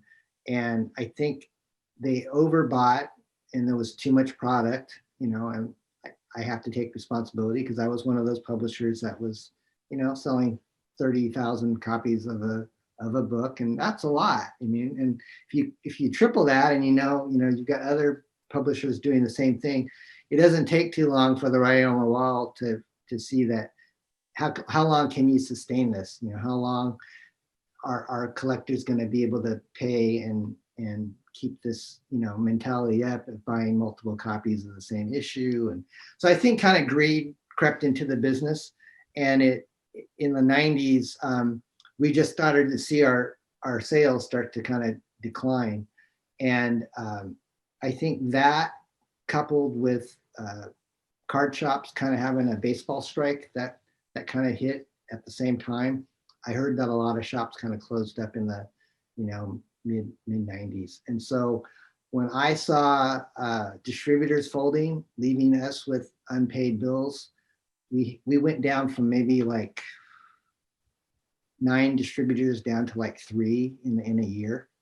And unfortunately, you send your comics to these distributors on good faith that you're going to get paid like in 30 to 60 days.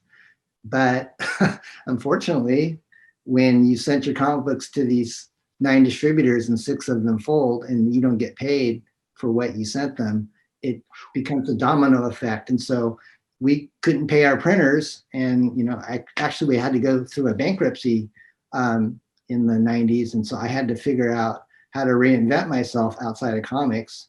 And thankfully, real estate opened the door and I got into that. I was successful at that. But I think even Marvel had to file for bankruptcy during the 90s. 1998.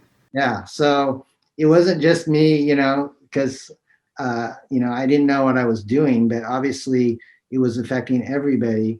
And so that's kind of why I got out of comics, is because I needed to make a living for my family. And I couldn't figure out a way to sell enough comic books to do that. All right. I mean, that was what I had figured. The entire industry bottomed out. I was talking about the Max earlier. You can get issue 1 for probably 50 cents still. Issue 35, $60 issue. That tells you what was going on with, order numbers just across the board, because that was Image. Those were the big dogs. That's what everybody was specking on at that point. So Parody and Entity kind of just shuttered doors, and you went on and you've had a successful career for yourself. You're now coming back to restart Parody Press with Beard Zerker and a couple other things, right? Yeah. I got X-Farce Reloaded. That's our first book that'll probably be coming out around March or April of next year. And what we did, Roman, was we took, it's going to be 48 pages, full color. And so X-Farce, which was the original book that Bill and I worked on back in 92, we're recoloring that in full digital color. And we also have a 10-page kind of but Jack Kirby, Stan Lee, X-Men spoof in that as well, that Mark Lewis is drawing. And I think I sent you the graphic of his X-Cons homage of issue number 4. You sent me the interior, like 1 or 2 of the interior pages, and it looks absolutely incredible, man. I'm stoked to read it.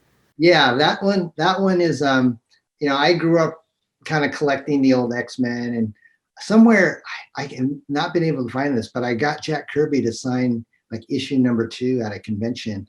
I had it like in a Mylar sleeve, and I've been looking for it for years. I don't know if someone took it, but it was like, besides that one and Fantastic Four 48, which he signed for me, those are like the 2 things I would, basically want to give to my grandkids on my deathbed.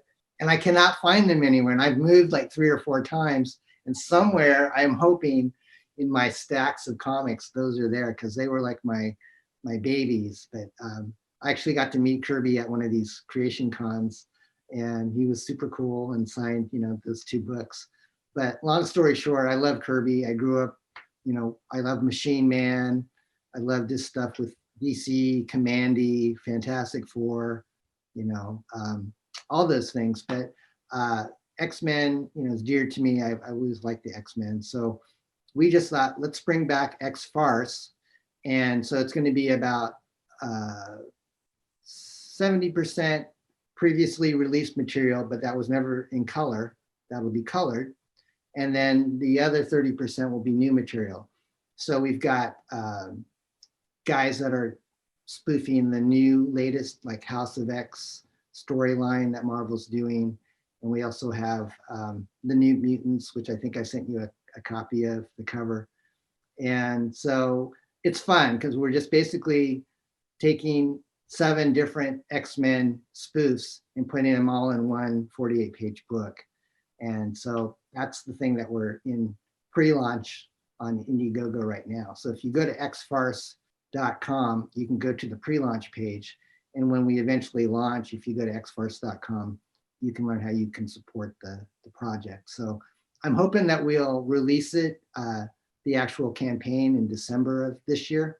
And all we're doing is we're just waiting for a guy to do a video trailer. See, this is all new as a publisher in 2020 that I never had to worry about when I was a publisher in the 90s. No one had YouTube. You didn't do trailers to promote your book. But now you look at all the crowdfunding platforms, and when you go to their pages, they go, play the video. And you got almost like a cool 1.5-minute movie about what this comic book's going to be about. And I think it's really cool, but it just adds more time and more work into the marketing that it takes time. You have to hire people that know what to do with editing software. And like I said, you're very good. I bet you could make some pretty cool trailers for people. But long story short, we're excited. So we're getting back into that with X-Farce. And then Beardzerker is our parody of Keanu Reeves' Berserker that launched on Kickstarter just a couple months ago. Have you seen that book, Roman? Yeah. Okay, so I'm a big Keanu fan. I love the Bill and Ted books, not books, but the movies, and they also did comic books, obviously. But so I just thought, well, how can I spoof Berserker?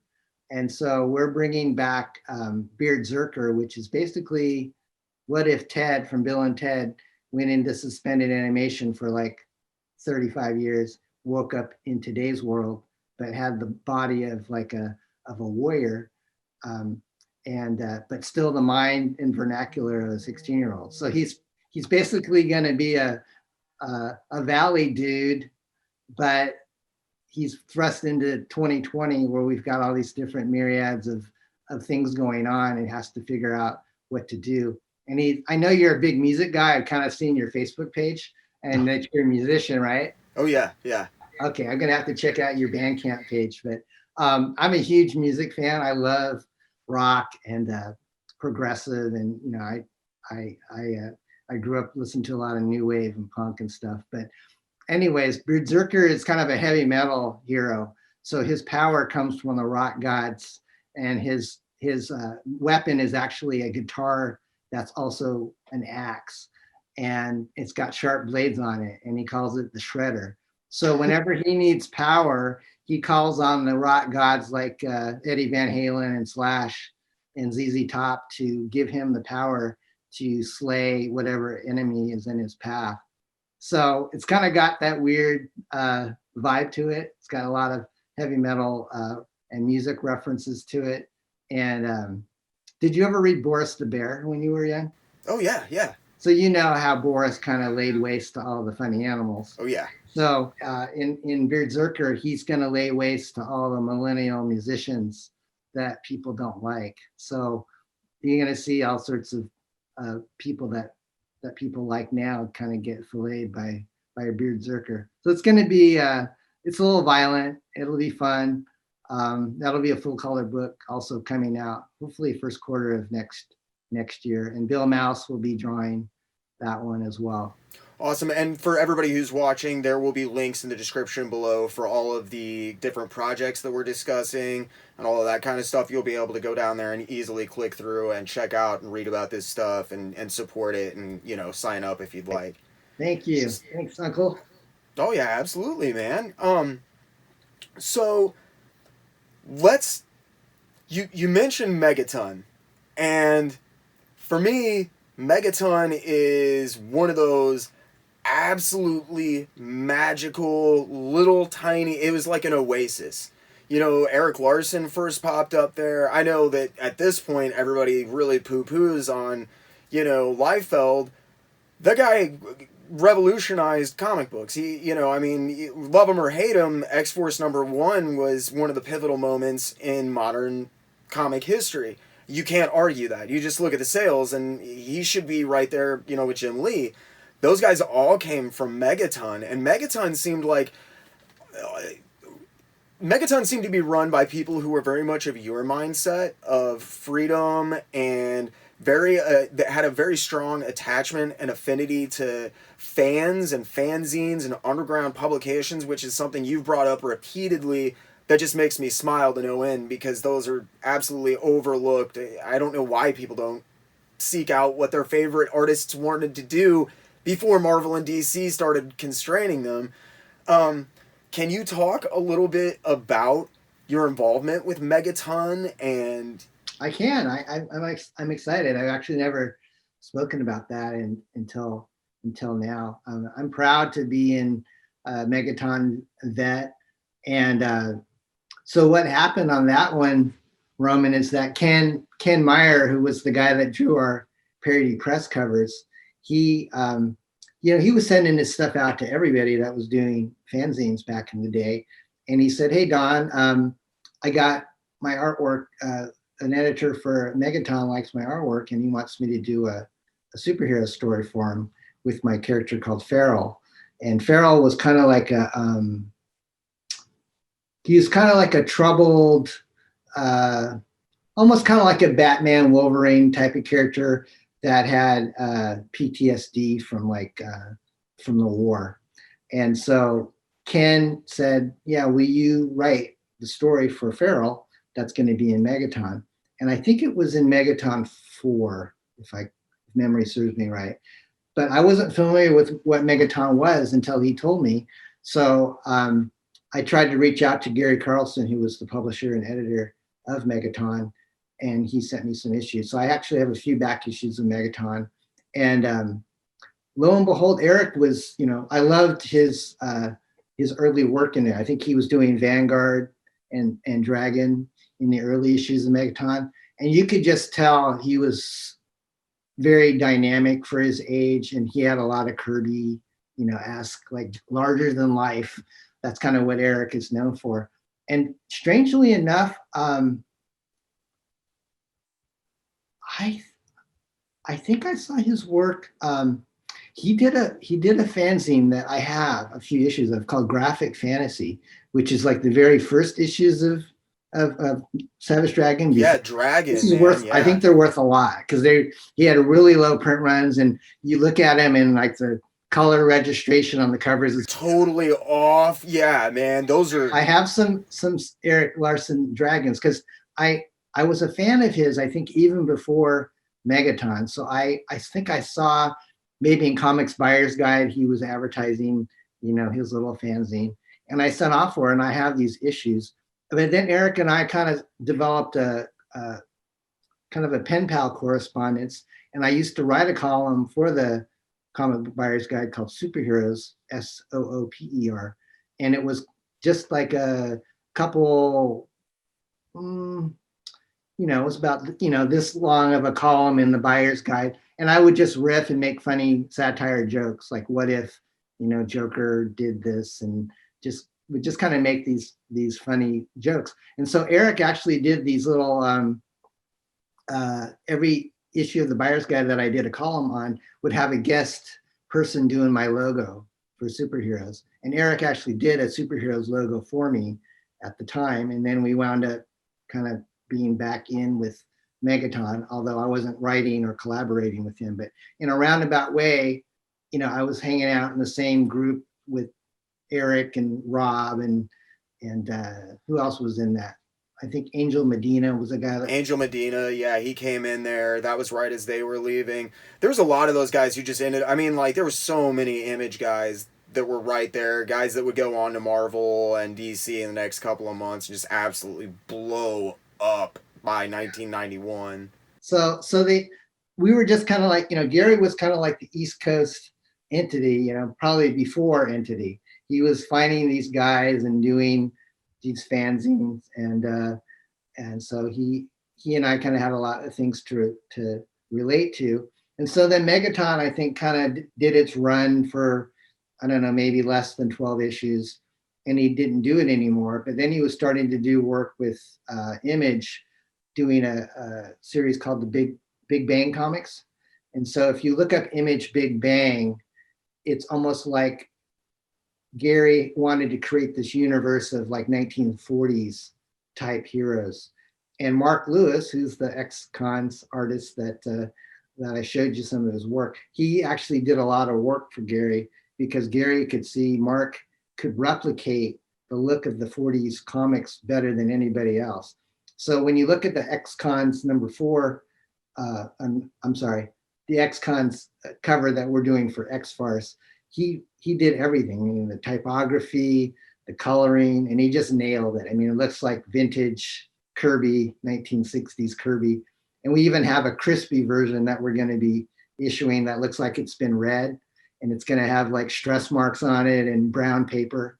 And the very first 10 pages of the story, which is the X-Cons origin, the one that you've seen a couple of previews of, it has, we asked our colorists to make it look like it was 60s. So we actually kind of added brown spots to it and a tint of, like that kind of pulpy newsprint that we... Oh yeah, the colors all half tones. I mean, like, I loved it, dude. I was looking at it on my phone and I was like, oh yes, finally. Yes, this is perfect, man. I was blowing it up. I was like, this just looks... I always wondered what, the stuff that you'd released would look like in color, because you really always went that extra mile with seeming to get artists who not only were super talented, but had an affinity for what they were doing. And your books, I mean, for parody books, looked absolutely stellar, man. Yeah, we really tried, especially when we were doing the Image spoofs. I mean, even the Meadowlark, which is a Shadowhawk spoof, we did the engraved cover. Let's see if I can find that here.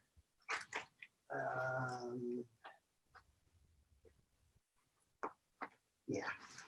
Okay. Well, you probably seen Valentino's Shadowhawk, right? So this is Meadowlark, and we went to the extra mile of having this embossed foil cover, which is, it's indented, so it's raised up on the cover, just like Jim Valentino's book, because that book sold like crazy hotcakes. So normally we would be happy just to get, a fraction of the sales of these Image books, and we did really well. I mean, like our Spawn parody called Yawn did really well, and the Savage Dragon parody called The Sewage Dragoon, we were selling like 40,000 copies of the parodies, and so we did all right. Yeah, there's a reason for it. It's I think one of the reasons, those tax issues especially are considered to be part of Max Canon collecting. It really is. It's interesting. I've loved talking to you and learning about all this stuff, because I wondered, I always saw your name. You just kept popping up. You were like this overlooking entity that I never knew much about. And to find out about like Megaton and like just some of the people you've worked with is absolutely incredible, man. It was funny because I was tweeting on, I was on Twitter the other day, and Neil Gaiman posted a picture of him and Dringenberg together, like back in the 80s, probably at a convention. And then he also, I think he posted the very first Sandman ad that was from DC. Like he was reminiscing about that, and he mentioned Mike's name. And so I saw that tweet and I said, I basically said hi to Neil, and that I remembered Mike, and he did some work with me before that, and Neil liked that comment. So I think, I don't know what Mike's doing right now. In fact, I want to re-release some of the work that we did together. That was a fantasy book, and I went online to try to find where he's at. And he's almost like Sam. You cannot find Dringenberg anywhere.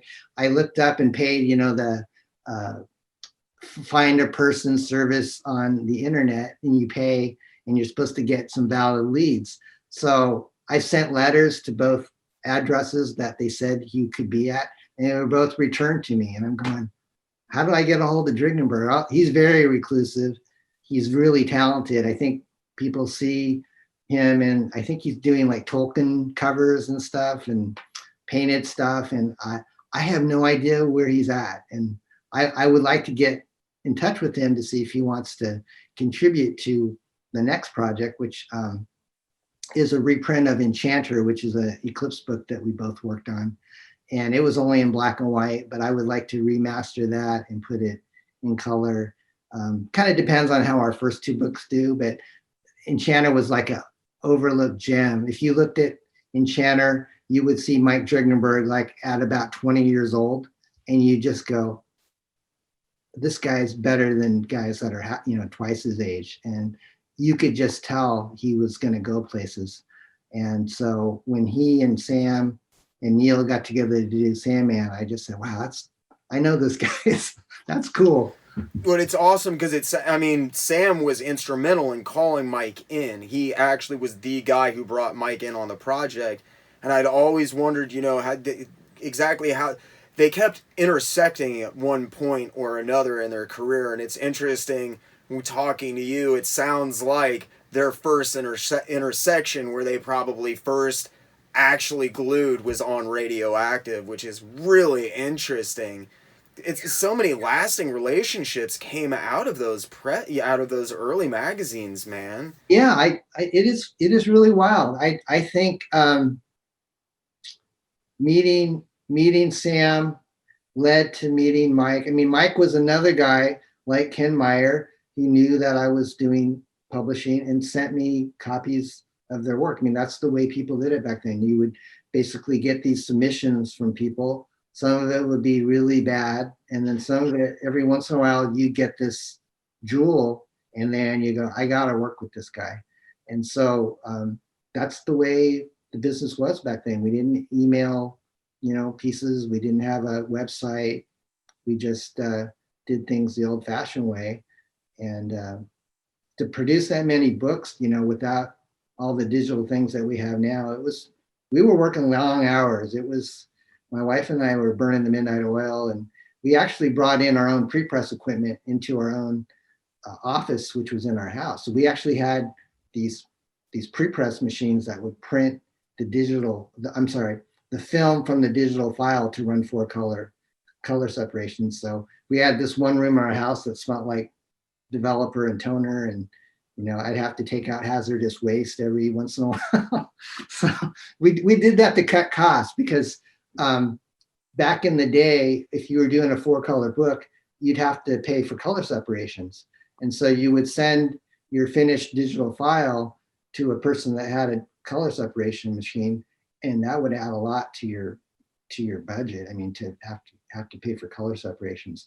So my wife and I did some math, and we said, we could buy one of these pre-press machines for like $90,000, but we pay for it in a year, because that's what we're paying to have color separations done out of our, off-site.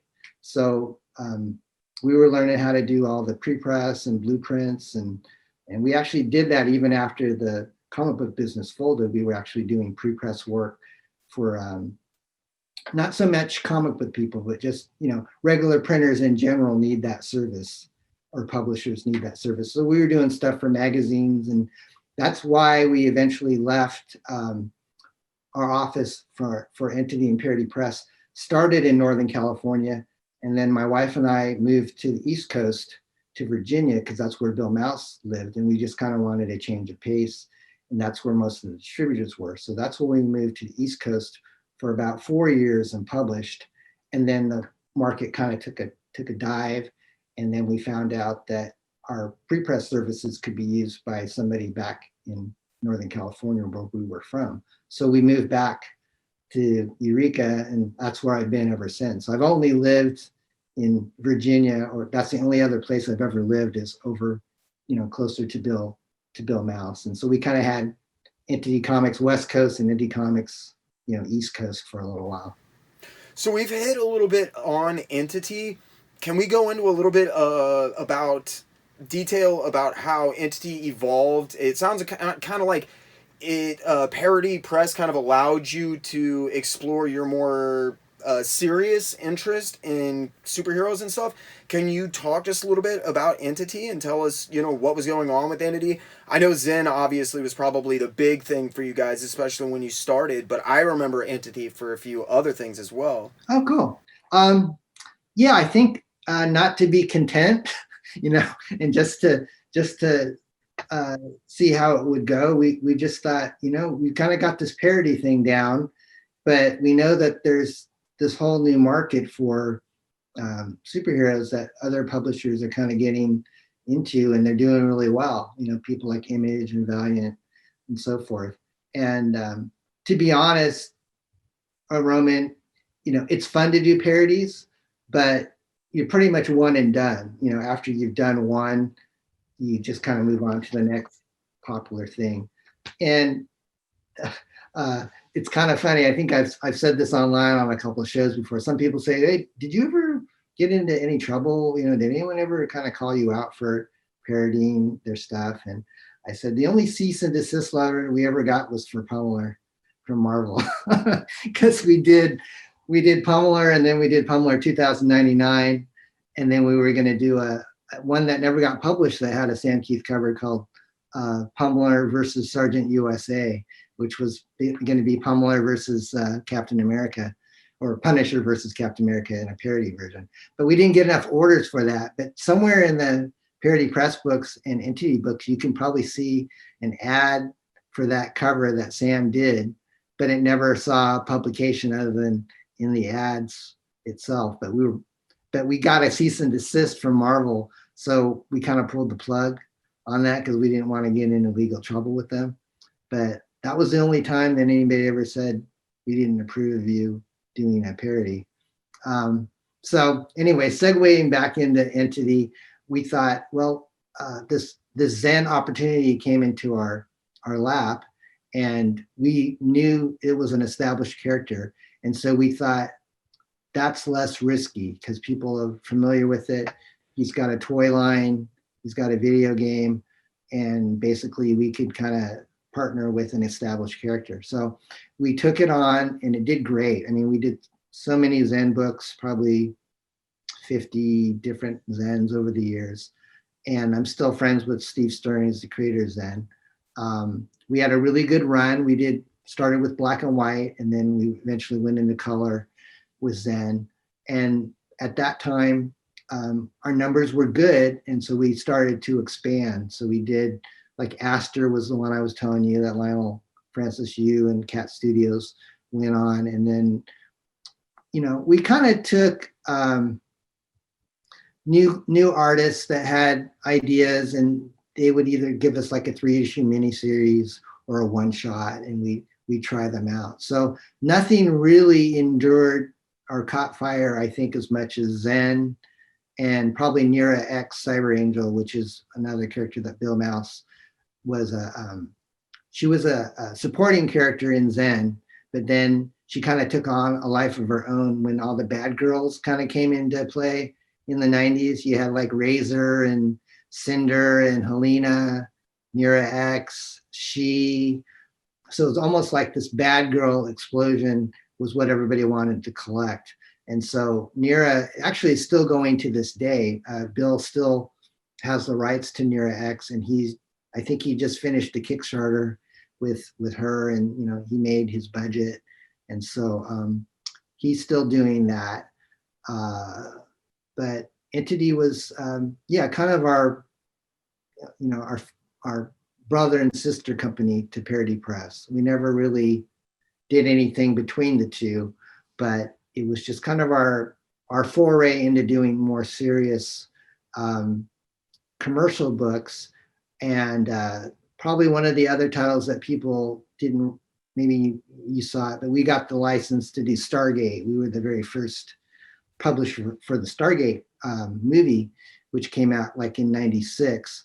And so we were just at a San Diego con with our booth, and we had a pretty good presence. And a guy came up to me and said, I'm the licensing representative for Stargate, and we're looking for a publisher. And my wife and I had seen the movie in the theater that year, and we just thought, we really like this movie.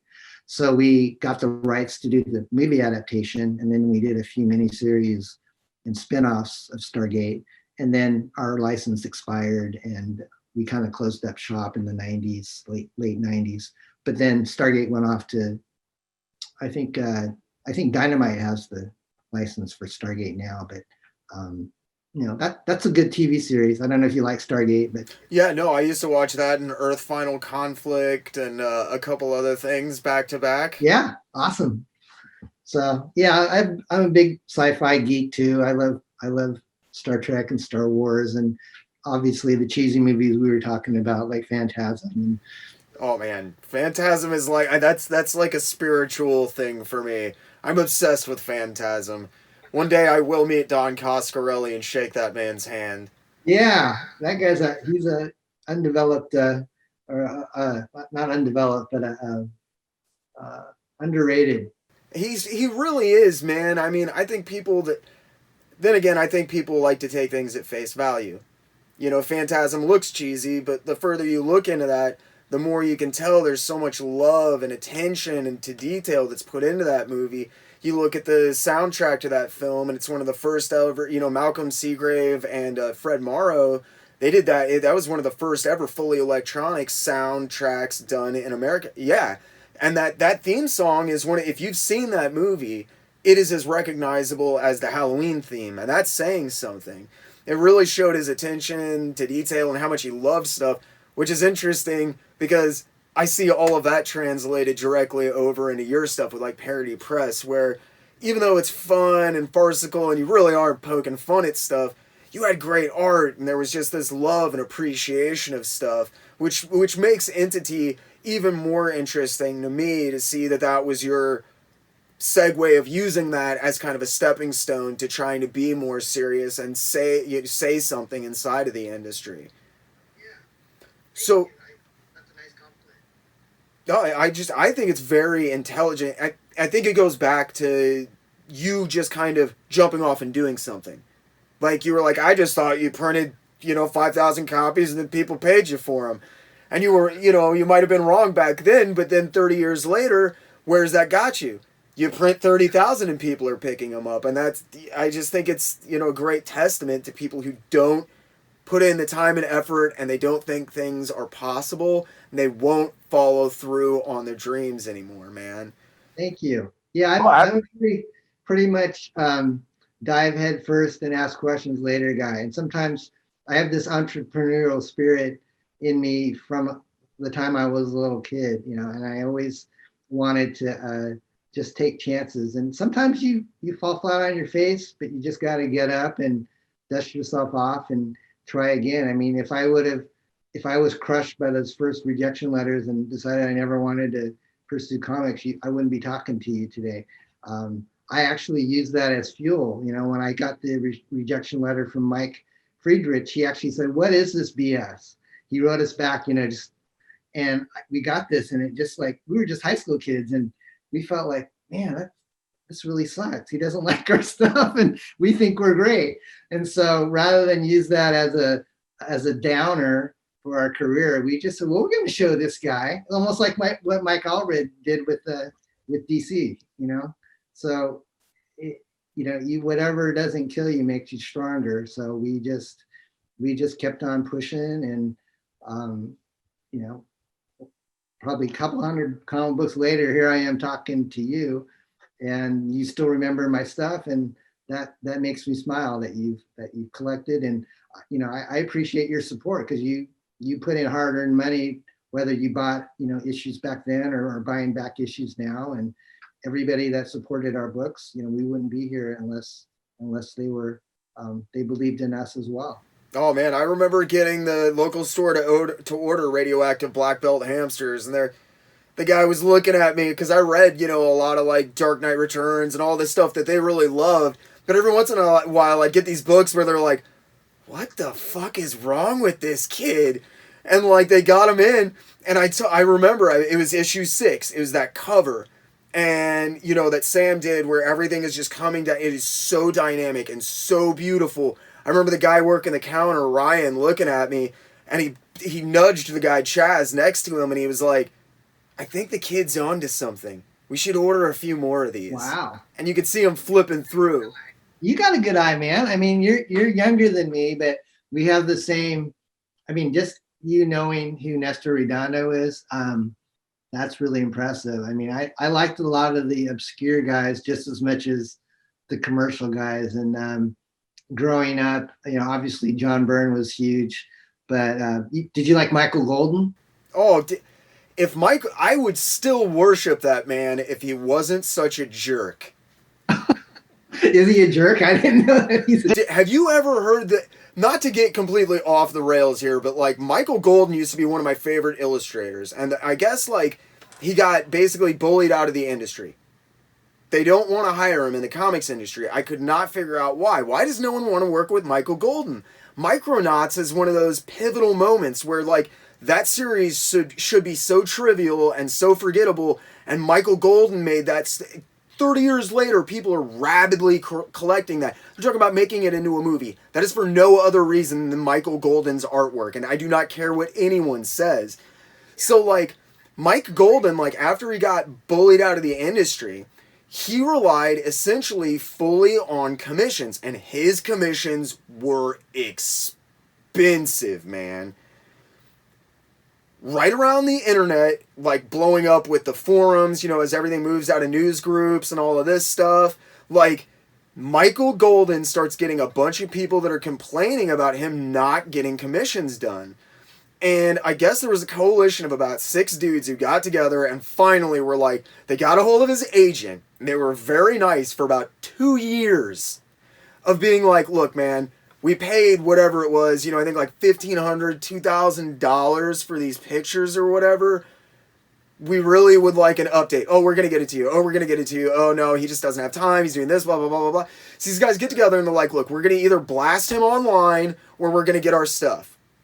And they ended up blasting him online.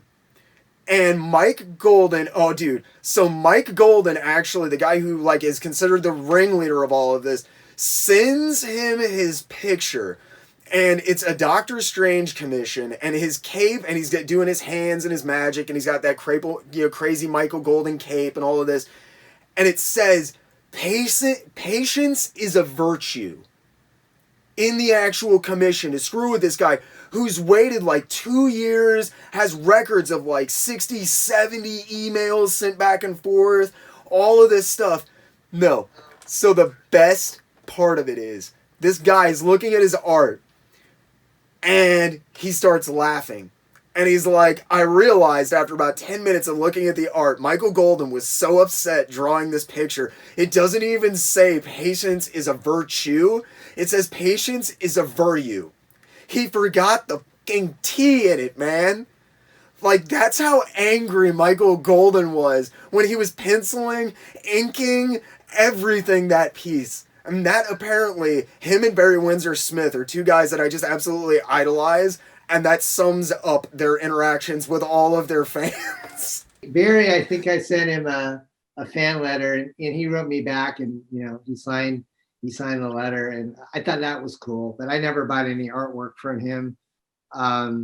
Mike Kaluta seems like he's a decent guy. I really liked Mike Kaluta's work. Mike Kaluta is a stand-up guy, man. Mike Kaluta's like Bernie Wrightson. I mean, they came from the studio. They know what sells comics is your fans. Interacting with people, appreciating those people, interacting with those people. I mean, Kaluta, yeah, he got famous for all of his DC stuff, but where were the people that came from that bought his Warren stuff? His same with Wrightson, and they were very, very tied into that fanzine community and very, very intelligent and aware of what people wanted to see from them, and talking to their fans and being respectful. I got a lot of respect for Mike Kaluta, Bernie Wrightson. Those guys are they just seem like they're right on a cutoff, because there seems to be a change with guys like John Byrne and that kind of stuff after like the late 70s that were prominent by the late 70s, by about 1978. Their egos, man. Some of the stuff that I hear John Byrne say about other guys in the industry is just appalling. Like, I really like you. Stop telling Chris Claremont to go fuck himself. Yeah, Claremont just I just posted our New Mutants thing on his timeline because I'm a friend of his on Facebook, and he actually laughed at the New Mutants. I said, really like X-Men and New Mutants, and we're doing a spoof of it called the New Mutants, and that was just like last night. I think he liked it. So I'll send you a screenshot, but that made my day. I retweeted it, and I met him at a few conventions, and he signed a Man Thing. Actually, for some reason, I like Man Thing back in the day, as well as his X-Men stuff. I love Man Thing, man. I'm a huge Howard the Duck fan, so you got to love Man Thing just for the simple... Howard the Duck was a huge influence. Yeah, Frank Bruner and Steve Gerber. So, is there anything that I missed? Is there anything, that you'd like to bring up, that you'd like to talk about? I have to say this is probably the most in-depth interview I've ever done, because most people just want to know about hamsters, but not so much about the creative process and the way that we interact with the other people. So no, I think you did a great job of covering most of what I did in my career and how I got into it, and just kind of the intricacies of being a writer, publisher, entrepreneur, retailer. Most people don't know I was a retailer, that I had a store, and I just had an affinity for comics my whole life, and it's hard to get out of your blood. Even when I was doing real estate and I was doing well, I always had something in my head. I always wanted to write or do something. And now getting back into it, it's just so much fun. And, just having that creative outlet that I don't have on my 9-to-5 job. But just getting to meet new people like you and the people that I've met just in the last few months on, online community has been so cool. And I'm hoping that we can, keep on chatting and staying in touch. Oh, absolutely, man. When stuff starts launching and you get books out, I'll definitely be hyping them up on the channel. And, hey, maybe, who knows? Maybe you'll get a hold of Sam and get him to do a cover for one of these upcoming pieces. You never know. I now that I know that Mike knows how to get a hold. I was going to say, dude, get a hold of Mike, because apparently he's one of like 15 guys on the planet that Sam will still talk to. Yeah, that's cool. I think Sam would probably do something for me. He's never turned me down on anything. If I could send you the quotes that he wrote, man, like literally when he was talking about the Pummeler cover, because he was talking about how long it took him, how much time he put into there. The dude was, I think it was in a Marvel Age interview. It's a real short interview, and they were like, so why the Pummeler for Parody Press? And he was like, well, number one, the guy's awesome, and number two, I owe him, and anything he ever asked me to do will be done. I was like, this is so cool. I thought it said a lot about you. So it's been a real pleasure to talk to you and put a face in the name, and to also not be disappointed when you meet your heroes. You've been an absolute pleasure, man. Living up to your reputation. This is one of the funnest interviews I've had, and I appreciate your time, and I can't wait to see the edited piece when you do all your visual magic. And I love your channel. You deserve all the support. I'll definitely push you as well are you on Twitter too or not? I don't. I'm like you. I'm on the old guard where I'm trying to force myself. I've got an Instagram and a Facebook now, and I'm like, yeah, I should really do Twitter. I don't know how well I communicate in like 144 characters. That's true.